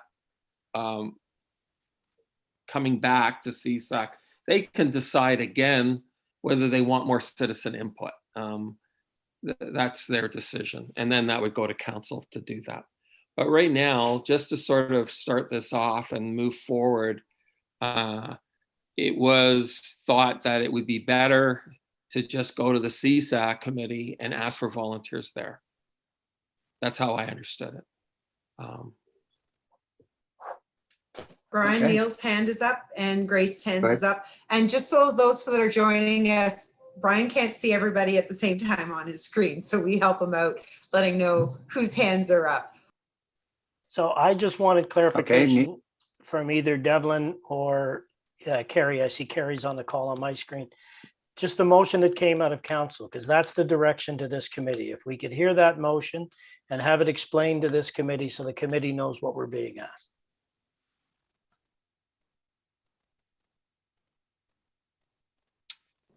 Devlin's hand is up, Brian. Go ahead, Gavin. I have the motion here, but the motion was just to refer to CSAC.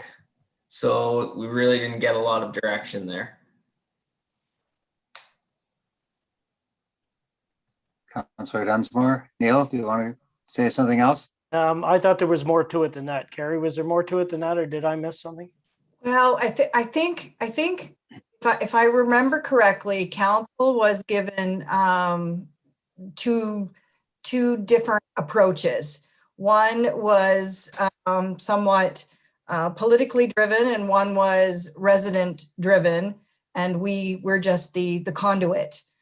And Kendra, you can correct me if I'm wrong, but I think what council wanted was the committee to look at the two different approaches and see if there was a hybrid that possibly could be put forward, or what the committee's thoughts were on perhaps simplifying it and having it more of a resident driven than a township driven, in that we're just the conduit between them and maybe the grant or ideas, but not necessarily the driving force behind it. Right. Kendra, does this take on it? Unmute. Yeah, so the reason that I got involved is because I was in council and listening to Councillor Kitras's motion and the neighborhood piece, and it really struck a chord with me. Previous to working here, I worked for the city of Kitchener, and there was several neighborhoods, and we launched something as I was leaving about bringing neighborhoods together, which was called, I Love Your Hood. And it was, bringing people together and as the city was getting so large. So when I came here, I, of course, managed our social media networks, and I see across the board, people are talking a lot about how they don't feel like they maybe belong. Maybe they grew up here, left, came back, and they don't feel connected to the neighborhoods as much. And so when he spoke to this, it really kind of struck a chord with me, because I had been hearing things in the community about people just not feeling connected and not having that small town feel. So I kind of came at this just from a bit of a different approach. I know Councillor Kitras was kind of looking at a task force and kind of everybody getting together and then kind of deciding what can we do, what are the things that we can bring to the community, that kind of thing. My approach was just more kind of grassroots. Let's let the community lead this, because different things could work in different neighborhoods. I do know, though, that I can bring forward all of those kind of background information things, like the applications. Like I know even now when you have to, apply for a grant to you guys for different grants, there's, paperwork and all of that. I don't mind creating all of that information, all of that, and getting it approved by another party. I was just trying to kind of cut some of that red tape and putting it more into the neighborhood and letting them kind of think of these ideas that they can do and how they can generate some excitement, especially coming out of a pandemic. And then how can we promote that to get more people involved? And maybe after this pilot project year, we can open it up and maybe put more money into this and support more neighborhoods in bringing people together, so we can retain some of that small town feel and we can get people knowing people. That was it. It's just I think at the end of the day, Councillor Kitras and I want similar things. I think we all want to see our communities come together and raise awareness about this. I think it's just, is the neighborhoods leading this with some guidance from us, and then the CSAC committee makes the final decisions, as well as bringing in the youth committee to have some ownership in this and get excited about it? Or is it more of a task force that they kind of prepare how this is going to go, some of that stuff, and then hand it off? I think that's kind of the two things I'm hearing, but I'd love to hear input from this committee as well. And maybe there's a better or a hybrid model that we can bring to. So Brian's, Councillor Kitras's hand is up. Go ahead, Councillor Kitras. Thank you. Yeah, initially I wanted this to be grassroots, and that's the task force would be out of the community. But I was told at the council that we should go back to and use the CSAC and have members from them instead, so that they wouldn't have to start a whole new committee. So I don't think this is about this whole task force. The citizens here are volunteers, and those are the ones that they said that would maybe volunteer to be part of it instead of going out and choosing a whole new committee. I have nothing, maybe the task force wants to put out an ad or promote something and ask for the community to be engaged and make suggestions. But in the end, you're going to need a manual and you're going to need guidelines, and so that people can know what to do. And so in the end, I think you just need to decide if you like the idea, strike a subcommittee, and then we kind of get a little structure for it. And then at the same time, you can advertise to the community, you know, for community input on it. Maybe ideas. I already have had many people come to me and they have all sorts of ideas: community gardens, libraries in the country, you know, benches, and millions of ideas. They just come off. So you'll get lots of ideas, but there still needs to be a structure on how you get the grants, how you get the permission to use the street, how you get the permission to use the park, what's your goals and like what you're trying to do. You still need all those things to have it set out, like, and it doesn't just happen like just from getting input from citizens. They'll have lots of ideas, but how do you get them processed so that the CSAC committee can decide, or the staff decide, maybe you know, somebody wants to do a street party for the one long weekend, one day or something like that. There still needs to be all this notification. People don't know how to do that. So it still needs to be put together. And it's not like, and that's what I'm sort of, that's what people will want to know. That's what they've said to me. So how do you go about this? That's what they always say when I present this wellness thing. So what do we do? How do we go about this? Like, that's what they're asking. So they want to do it right away. But I know that there has to be like a certain process for this to happen. So that's why I presented this. So, I mean, I did want it to go to the pick more citizens out of the public, but they said that would take longer. They would have to establish new guidelines and stuff like that. So it went to CSAC instead. And I okayed that because I think that that's just fine. Okay. Well, Kurt? There's about Hi, 3 Jen. hands up. It's okay, Kirk, go ahead. Okay. Go ahead, Kurt. So it sounds like, and I'm going to pull again, Councillor Kitras, just from your notice. I know it's changed a little bit, but I really like the point at the bottom as far as a task force or whatever it is. Establishing a document that gives the contents of how to start a neighborhood group, how to organize with guidelines, etiquette for events on public properties, private properties, etc. So that's kind of what you're hoping for or looking for. I believe a lot of that exists already. It just needs to be pulled together. And we have the expertise of Kendra, expertise of Dorothy, because she's been involved in significant cultural and event promotion, and probably some motivated people on this committee. That's what I think, that's what's needed, and that's what you're looking for is some sort of resource that's all in one spot that will help guide people. Yes. And then the motivational and promotional component would be the grant piece, which could help kick off people understanding that this actually exists and we want you to do this. And as a little carrot here, let's get going, and here's some opportunities for funds. Even if you don't get the funds, here's a resource we have for you that's going to help you because we want you to do these things. I think this is very possible, and there's lots we can do.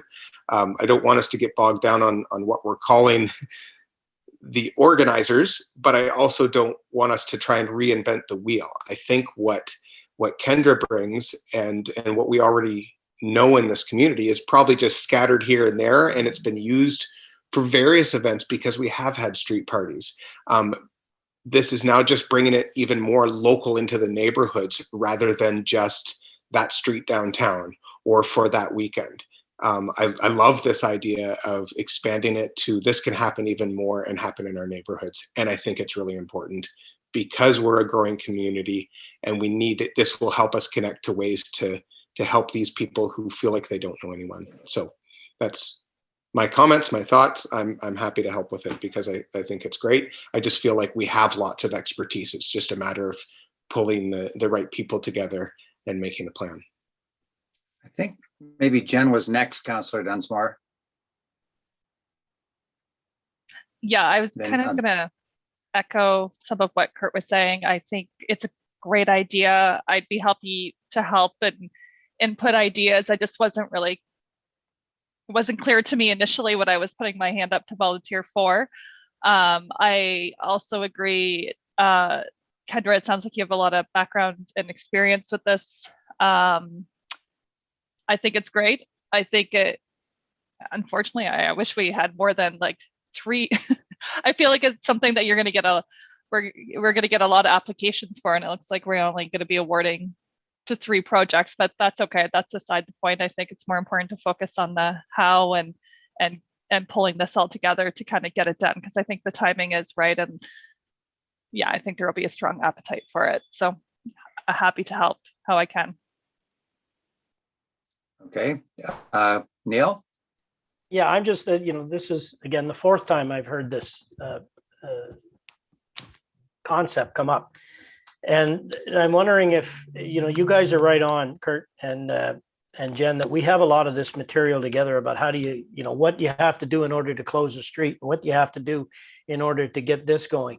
And I'm wondering if a lot of that doesn't get taken care of in the application process, where we put the documentation together from staff when people say, hey, we got this idea, and it goes through the boxes.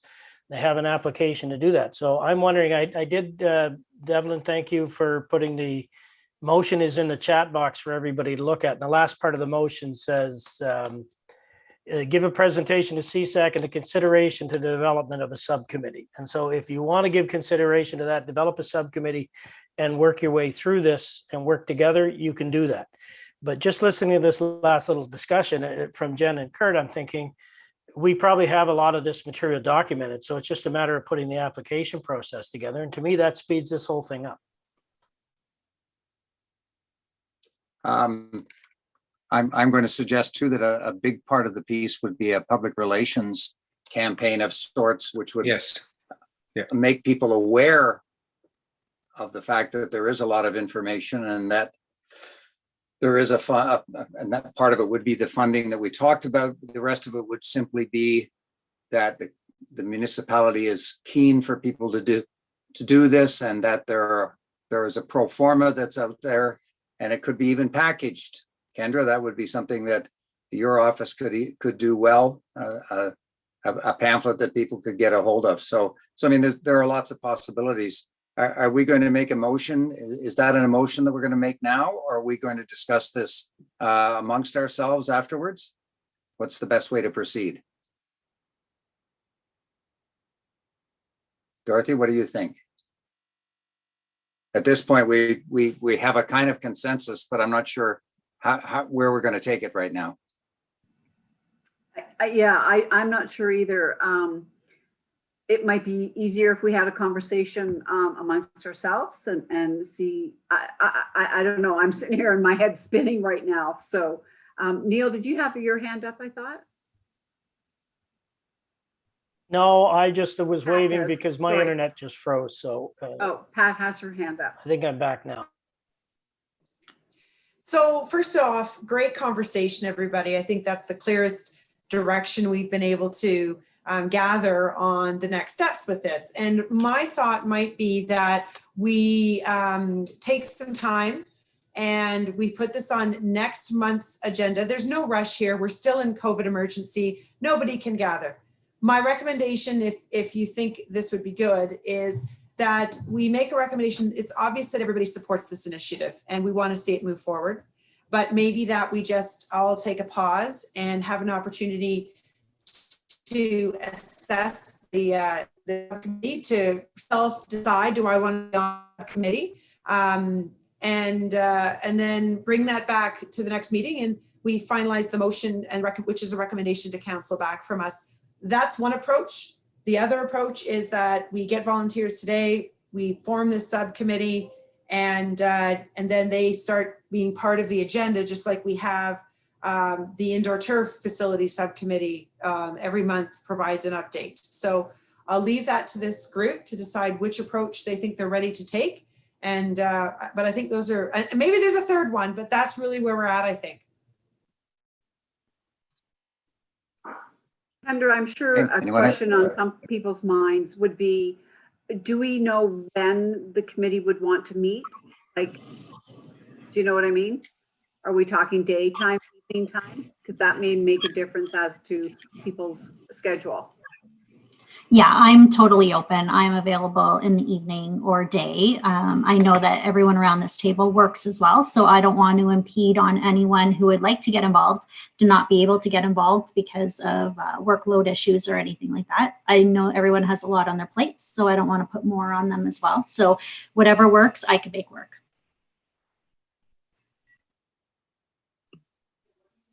Okay. Well, are we going to create a consensus then about where we're going tonight? Well, I guess I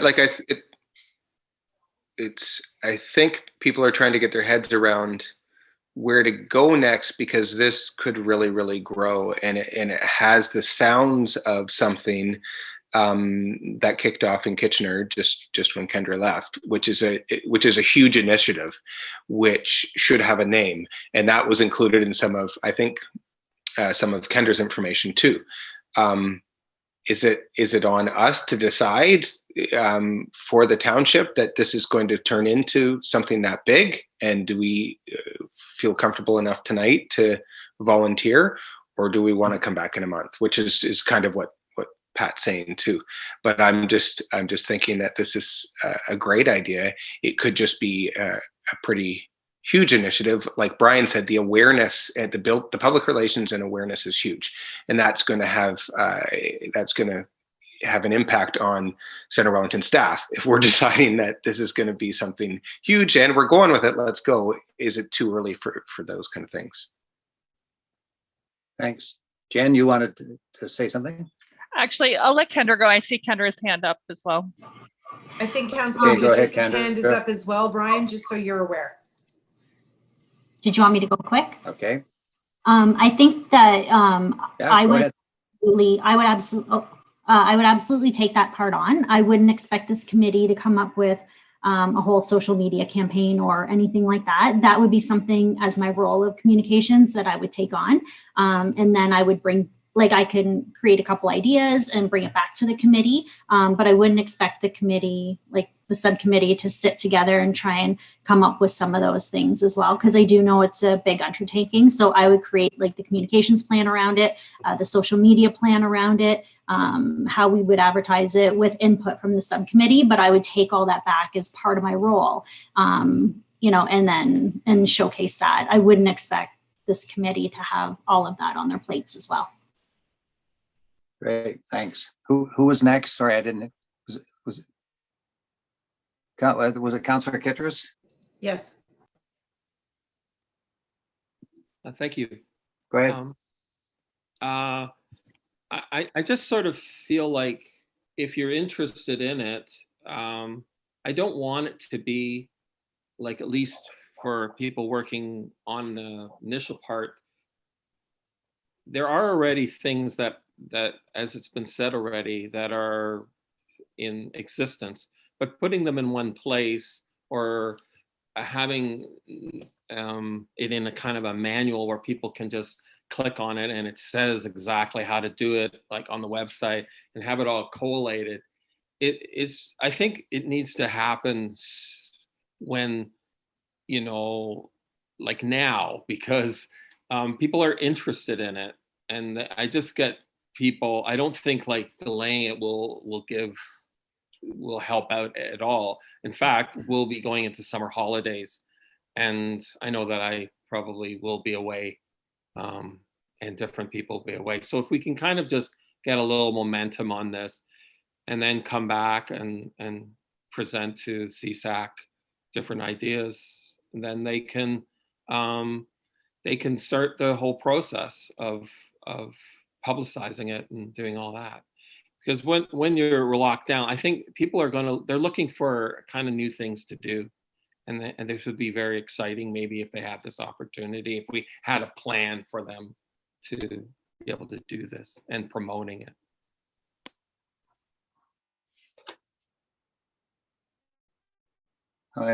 Any further discussion on it? So what Jen? Sorry, Jen's hand is up. Yeah, sorry, I just Brian. said that. Yeah, like I think Go ahead. I do see, and Kendra, funny enough that you brought the attention to Kitchener, love my head, because that's the one that caught my attention. And with that, it was like from what I'm reading here, it was an initiative where you were asking like the residents to brainstorm, and you didn't. So like you wanted to hear their ideas and their unique ideas, and those all unique ideas were welcome. It wasn't that there was a set defined list of options that you had to like check from. And I think that's kind of what we're hearing, right? Like we want the communications and stuff to be happening and those ideas to be created at that resident level. But it does look like there's been programs out there that have kind of done very similar things. I haven't been able to go into like detail on like a lot of them, and like there's a whole list of like programs and stuff that have been like kind of listed here for us, but it would be kind of interesting from like Councillor Kitras and your point of view, Kendra, to kind of almost kind of highlight, you know, what you thought worked well in some of these initiatives, whatnot, and maybe it is something that you just come back to the committee with next month. I think there is interest here, and people kind of providing some input and stuff, but I think having just some clarity, right, around what we're hoping to achieve. I feel like we're talking different things, but talking about the same thing, right? Like we're all interested in seeing kind of the initiative happen. We think it would be great for the community, and we want to make sure that we create a program that's open enough to allow that creativity to happen. But I'm just wondering if we have you guys back next meeting and being able to kind of almost offer a little bit about like highlighting what you think like what needs to happen, right? Like I don't know if that provided any clarity, but it might help myself, I think, instead of just like a list of a bunch of different programs. Evelyn, do you want to say something, or are you just scratching your eyebrow?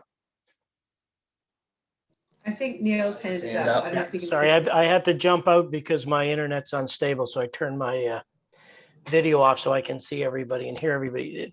So what we're asked to do tonight is to make a recommendation back to council, right? As to what we think council should do, how this issue should proceed. So I think if we can get the discussion around that, we can go forward. I'm reading, when I was off screen there, I opened up my book of Robert's Rules and Benoit's Rules, which is what we tend to go by on council. And I've realized, and I'll ask the clerk for clarification on this, Councillor Kitras wants to be on a subcommittee of this committee, but Councillor Kitras is not on this committee. Therefore, he doesn't have standing in this committee. So is this even possible to put Councillor Kitras on a subcommittee? That's my question to the clerk.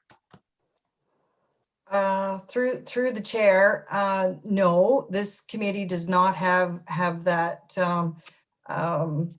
that flexibility. You have terms of reference, and you are appointed, and the council rep is appointed.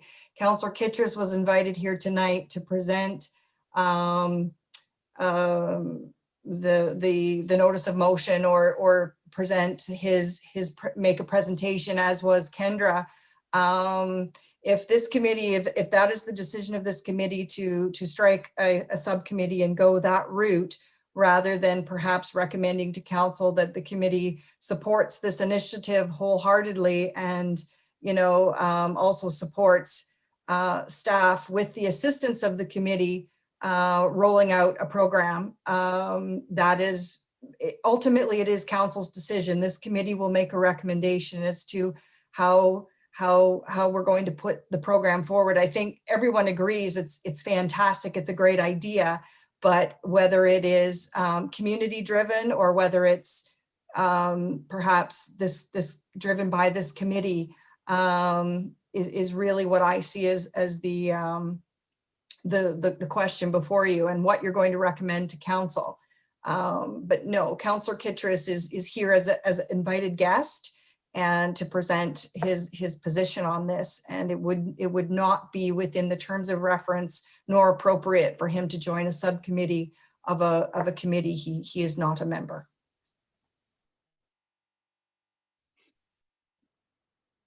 Councillor Kitras. Go ahead.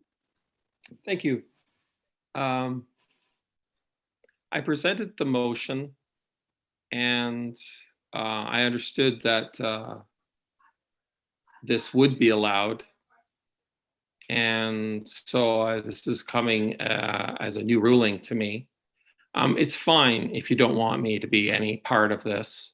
I can see that there's some problems with that. And so you can do whatever you want with this. That's just the way it is, I guess. Jen? Yeah, I Go think ahead.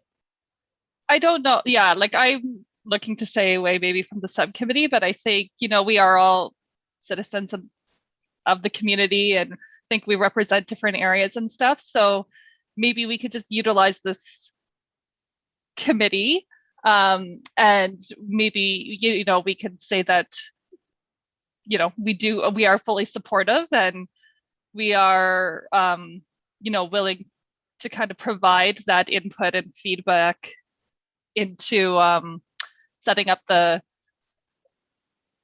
ideas and stuff, and inviting Councillor Kitras and Kendra back to the next month's meeting to kind of have a further discussion if council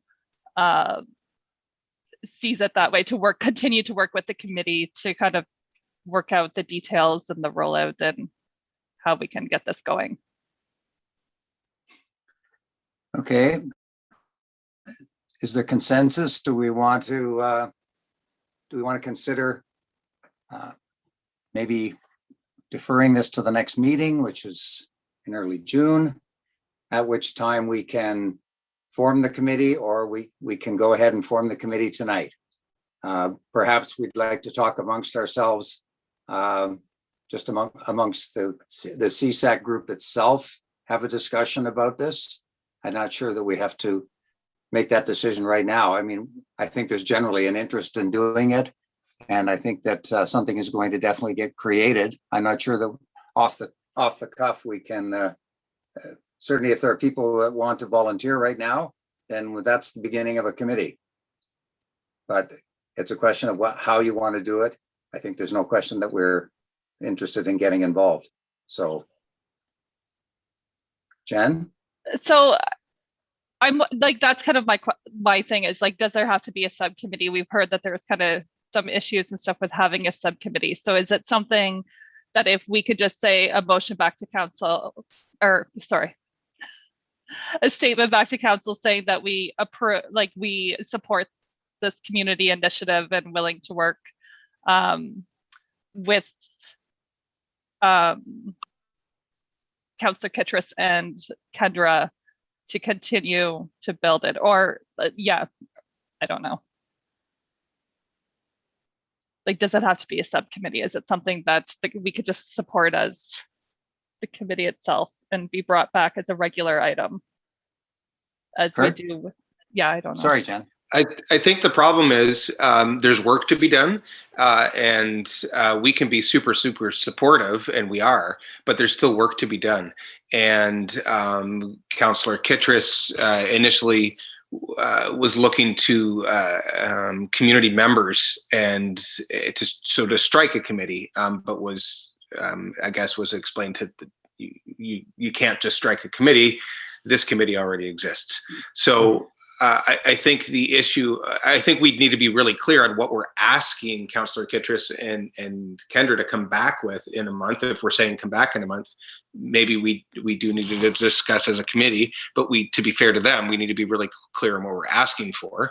But in the end as well, there needs to be some people who are community members help to do some work with this initiative. So whether we decide tonight or later, I think we need to discuss, or part of our discussion needs to be who's going to do the work and contribute the thoughts to this. Okay, well, we're kind of going around in circles. I'm not sure exactly how we're going to take this and where we're going to take it. I suggest that, well, I'm open for wiser minds to say which route we're going to go. I mean, there's support. I think we probably need to talk amongst ourselves. But if we can and form a committee, if that's what we're going to do. I'm not sure what else to say. If there's a body of 3 or 4 people that are interested in getting involved and working as a subcommittee, but we do need perhaps some more in-depth terms of reference.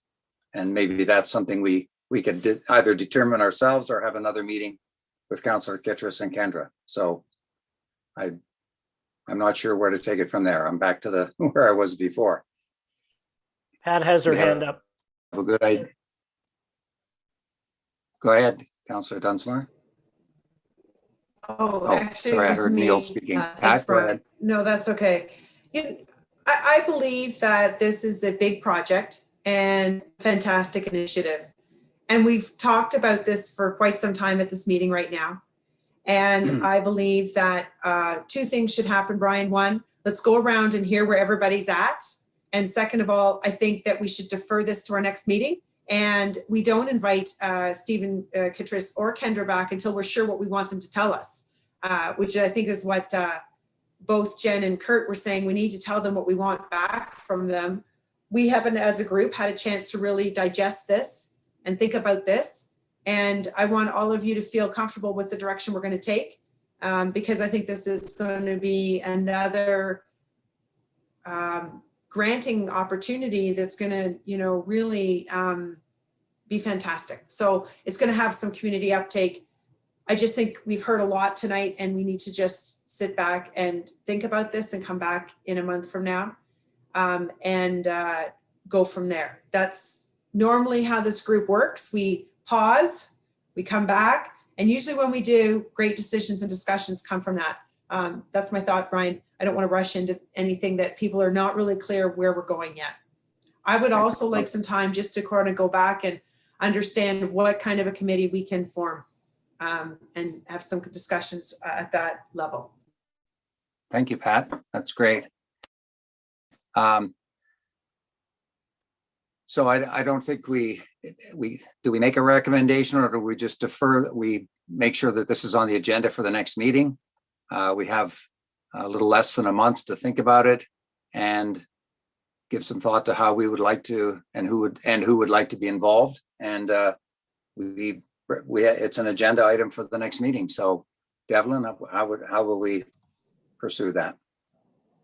Let's hear what Jen has to say here first. Sorry, I know, well, Pat had suggested maybe going around the room and giving some final thoughts. So I kind of feel like, again, we're kind of going in circles here, but at the end of the day, I think we're all kind of on the same page that this is a great initiative. And I think it's really great that we also have somebody that has like expertise in this area. So we have a communications officer that's willing to like pick this project up and run with it and has background in very similar successful projects of the same kind. So I understand there's work to be done, but it sounds like we have that expertise. So why don't we rely on, Kendra using that expertise to kind of set the foundation of what that would look like. And then I'm kind of struggling with the need for the subcommittee. Why, perhaps we're just kind of offering to council that we could be that kind of sounding board for Kendra to come back to and present kind of, the parameters around that. But I would look, we understand kind of what we're looking like. We know we want to have, create openness and be people to be able to kind of provide their own opportunities. We don't want it like so structured that there's no creativity coming from our community. But I think that's what I'm hearing from our communications officer as well. So I'm just kind of feeling like, why don't we kind of let, just kind of rely on that staff expertise, and then we could be that sounding board to come back to kind of review those decisions if it's the will of council to come back through the committee before those are approved. Okay, thanks, Jen. Kurt, your thoughts as we're going to go around. I don't have anything. I don't have anything new.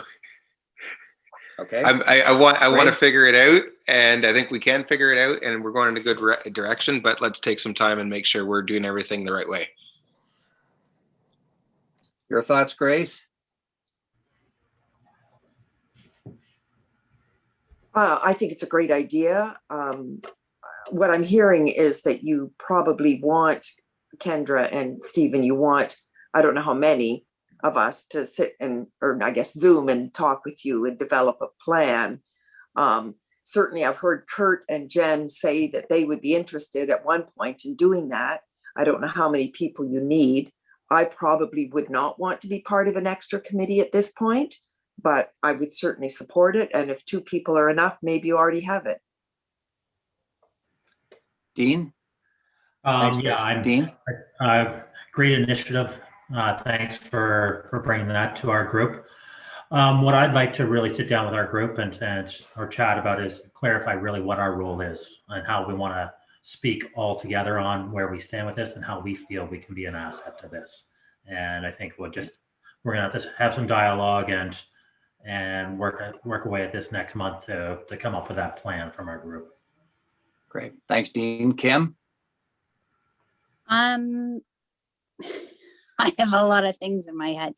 Personally, I think that this initiative and everything is bigger than what the CSAC committee meeting monthly can offer.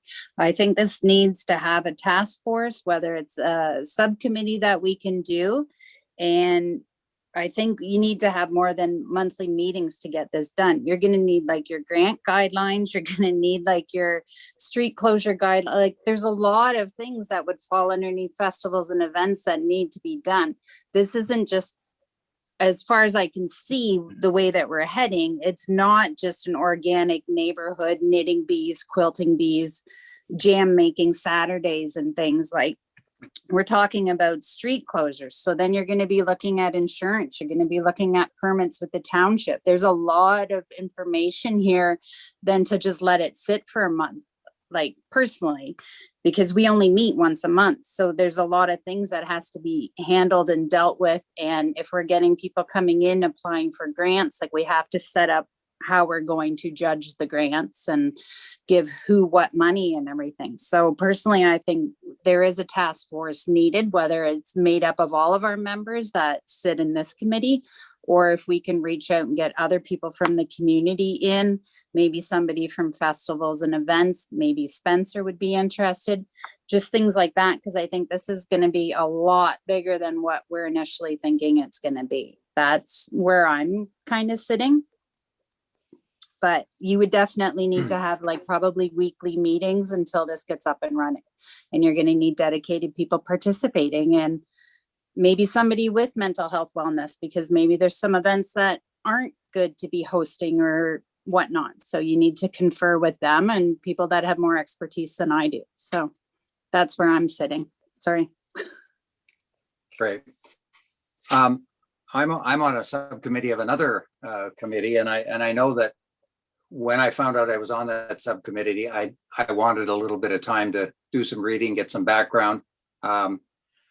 So I think that I'm in favor of discussing this again at the next meeting with a month behind us and some purposeful thought about it. There may be some information, Kendra, that you could get to us as members of CSAC so that we could understand the range of possibilities. I think a lot of us don't know. I mean, I've been involved in street parties, but they were pretty well just because people in the neighborhood decided to have a party. So I think there's a lot of information here that it would be nice to have a little bit of background that we could carry forward. And if that's at all possible, Kendra, that would be fantastic. So I'd like to defer the greater discussion till next month. I don't think we're in any great urgency, and I think it'll kind of come out in the wash really well.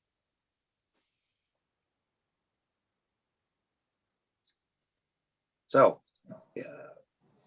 are we going to form a committee tonight? Any people want to raise their hands and tell us if they're in favor of getting involved tonight in organizing it, or what we defer? Do you want to, Devlin, do you want to jump in there?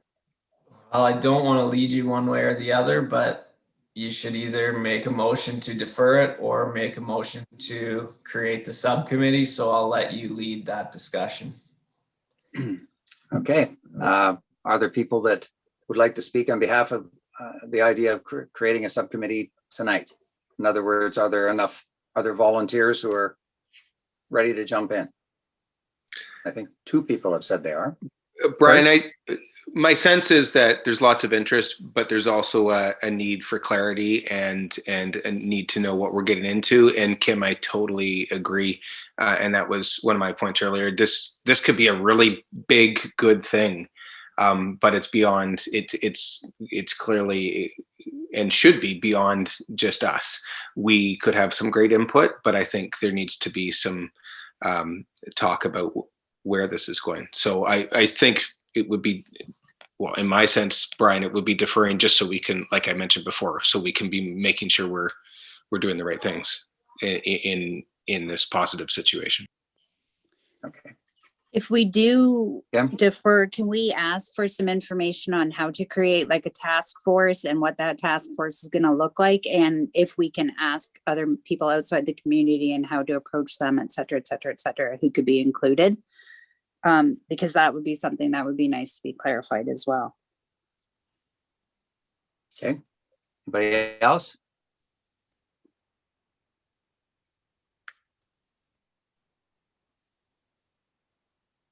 Well, I think clearly we have to decide whether we're going to form a committee tonight or if we're going to defer and talk about it at the next meeting. So can we put that, that would be a motion or are we just obtaining consensus on this, Devlin?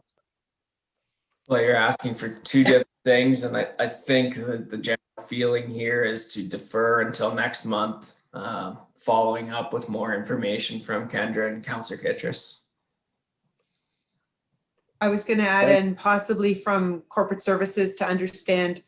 I think you were asking about how to set up a subcommittee or committee or whatever, how that would be structured. So yeah, there's some homework to be done. And I think this group I'm hearing defer to next month and we'll continue the conversation with a bit more information. Is that everybody sort? I think that's what we heard when we went around the table. But I'll let you guys confirm that by either going around again or doing a motion and voting. No, I think we can just make a recommendation to defer and get more information so that we can pursue this in a proper manner. Like we don't currently have the information that we need to go ahead right now, like with much of anything, because we all don't know. Okay. But it's mostly the logistics of everything we need. Like if this is something that we're all going to support and everything, then we should have a recommendation to go ahead with information to be able to pursue this and be able to pursue it with a subcommittee or a task force. Okay. So Devlin, do you have some words you'd like to put in front of us and then we'll vote?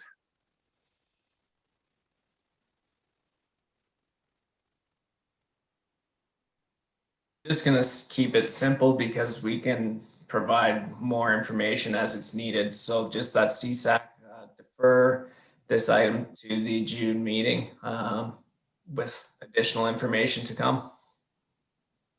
Okay. We have someone to move that? Kurt? Seconder? I think Dean has his hand up. Sorry? Yeah, I see him. So Dean seconds it. All in favor?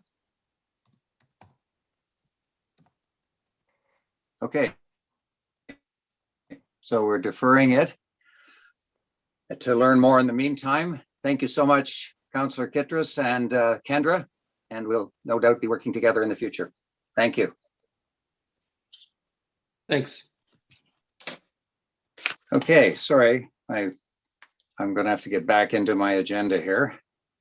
I guess the next item is the Healthy Growth Advisory Committee, and that'll be me.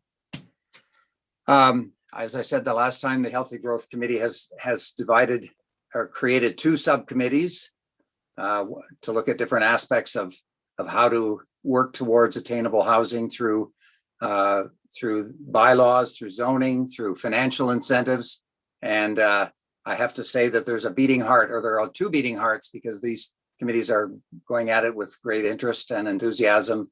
And it's a very, there's definitely a mood to make something happen. And so I believe that that is going to happen.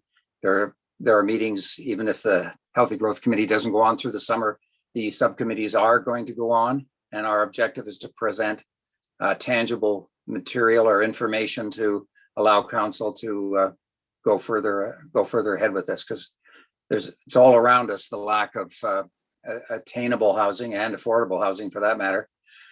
So that's where we're at, and there's definitely wheels on the buggy or the machine or whatever you want to say. So that's my report on that.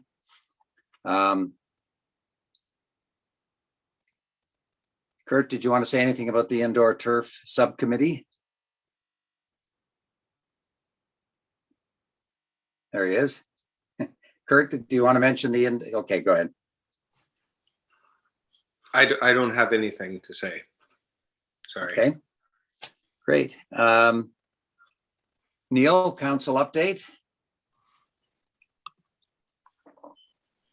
Let's see, not much has happened on council this month. We had the shortest meeting in history. Couldn't get the agenda passed. So it lasted 4 minutes and 20 seconds. We managed to come back to the next council meeting and deal with everything. So that's good. We have a healthy growth direction. We passed that we believe in a healthy growth and want to set attainable and affordable housing targets. So that's what Brian just explained to you. So that was really good news. We've approved the parking bylaw, and I've gotten many emails and phone calls on that. And I want to make sure the members of this committee know that the parking bylaw is to help move traffic through downtown so that people aren't parked there all day. The bylaw enforcement is not looking to make money off of residents. It is an expensive program, yes, but we've had it in the budget for a while, and we're just trying to get it off the ground. So for 84 hours a week, there will be in both downtown cores enforcement to enforce the 3-hour parking and the 15-minute parking, I believe, too. So that you can get people in and out of the downtown cores. It's really not going to be a big issue while we're still in lockdown, but let's hope that ends soon. So pretty much that's it for the council update, Brian. Unless I missed Thank something, you. Pat or Dorothy, you want to let me know? It's getting late and my mind's wandering. Neil, did you want to cover a bit of the summary of the 2020 budget, or we can do that next, meeting? Yeah, because Okay. it's It's more the deficit from COVID that I was thinking. yeah, this no, group I might be- think this committee's okay. I'll bring that up. I'll give you highlights of that at the next meeting and let you know. We've had a lot to deal with. Has this committee been informed, Pat? Because I'm on a few committees and I keep about the Elora Community Center. Did we make that announcement here to this committee? Yeah, we did that last meeting. Yeah. All right, great. And I think Great. that's it. Okay, moving along to parks and facilities. Thanks, Councillor Dunsmore. Great, thanks, Brian. Well, today sort of officially began summer for Parks and Rec. I know it doesn't feel like that out there, but this week we've just all the students have came back this year, and we're back working in the parks full time, which is great news. Just one project that we're working on is Confederation Park. What we're trying to do, we're taking down some ash trees. We're also cleaning up some dead wood, cutting up dead wood.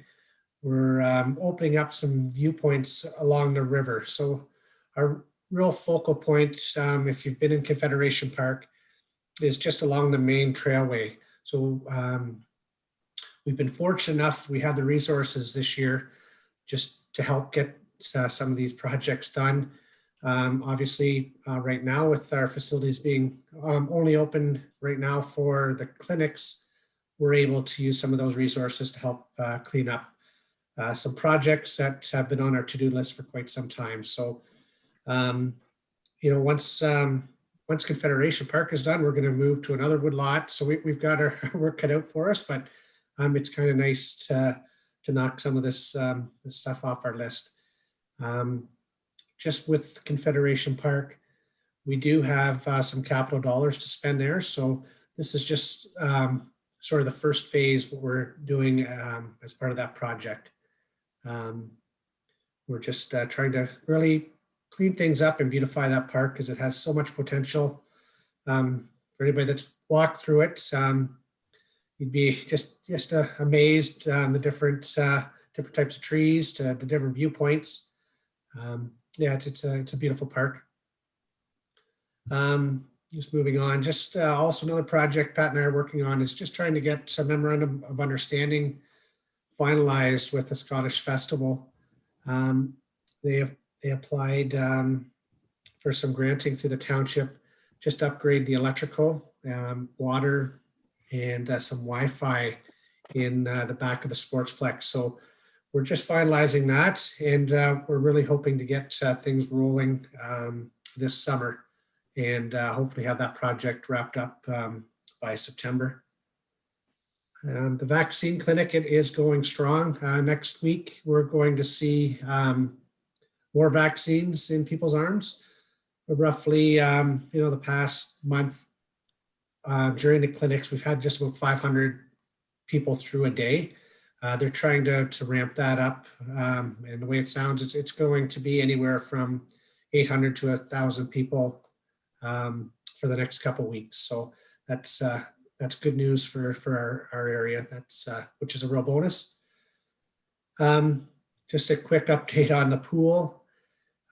Staff were able to finish and complete the interior painting of the pool area.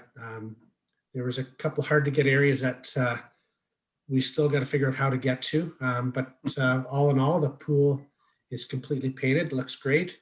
Just want to thank the staff. Took a lot of time to get in there, and a lot of sweat equity in there, I guess. Just it felt like Cuba for them while they were painting in there. Unfortunately, there was no palm trees. Also, just with that, we had an opportunity to really take a good look at our pumps. So we ended up rebuilding 2 of our pumps for the main pool. So they have been fixed, and we've just reinstalled them earlier this week. Just a couple more things here. Just with the tennis courts, working on getting the Sportsplex tennis courts resurfaced. We're going to probably push that into a fall project. So when we can open up the courts, that the courts will be available for people to use throughout the summer. And when things slow down, that's when we're hoping to resurface. We're also going to look at painting some pickleball lines on in the near future when we have a couple nice days to do so. So pickleball players can enjoy the game outside as well. And I think that's all I have to report tonight. Any questions at all?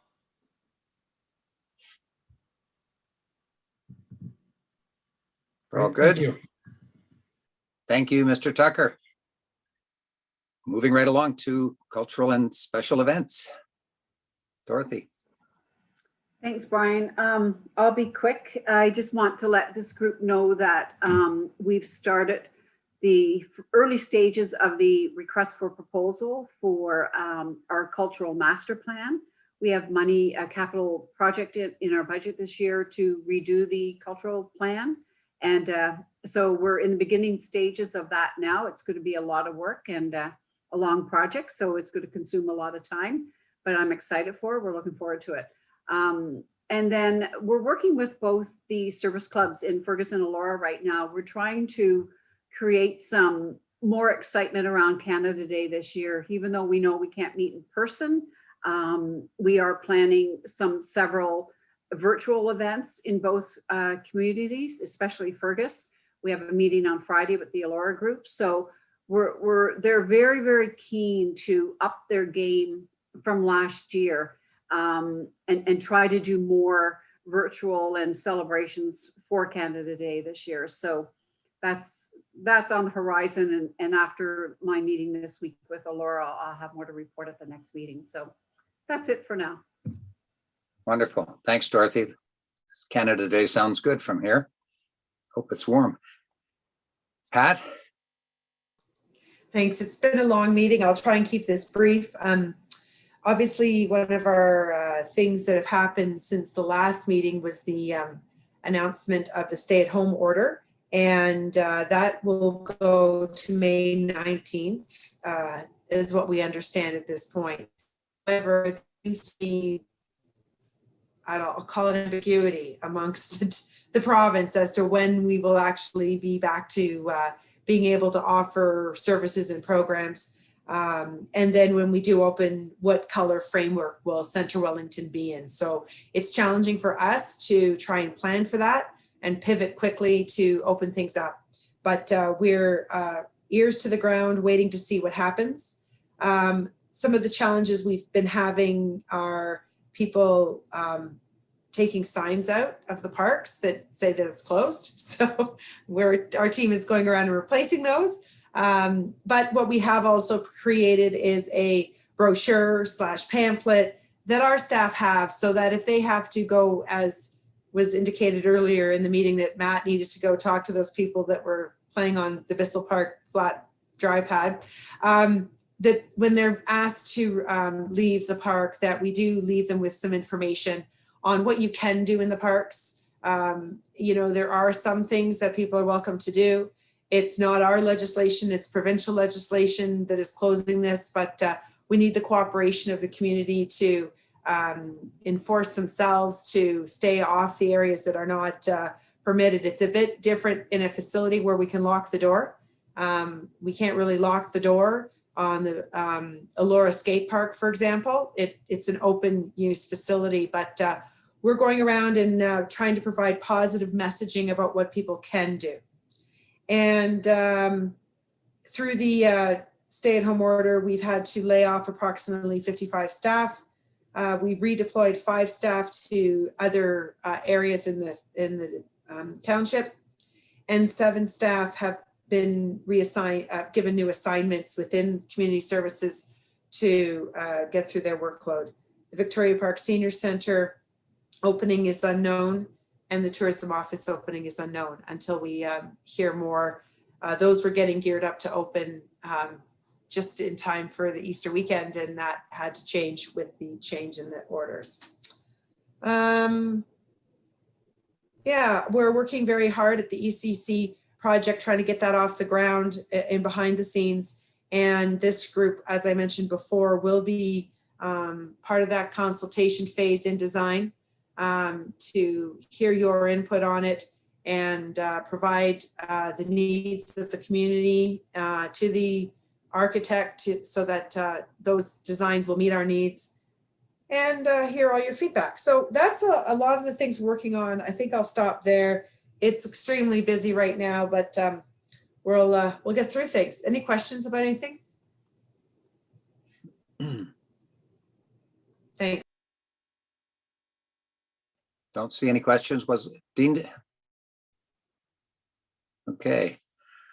Well, I think that brings us to the end of the meeting. It was an interesting evening. We did some good things, and we learned about lots of possibilities for the future. So I enjoyed it. I know we're all tired. It's been a long day, and I saw some good healthy yawns there. So we're done. I was hoping Happy the Mother's camera Day. was off. Happy Mother's Day to those for whom it applies, and we'll see you on June 2nd. Thanks, guys. Thanks, everyone. Thanks, everybody. Have a good night. Good night. Night all.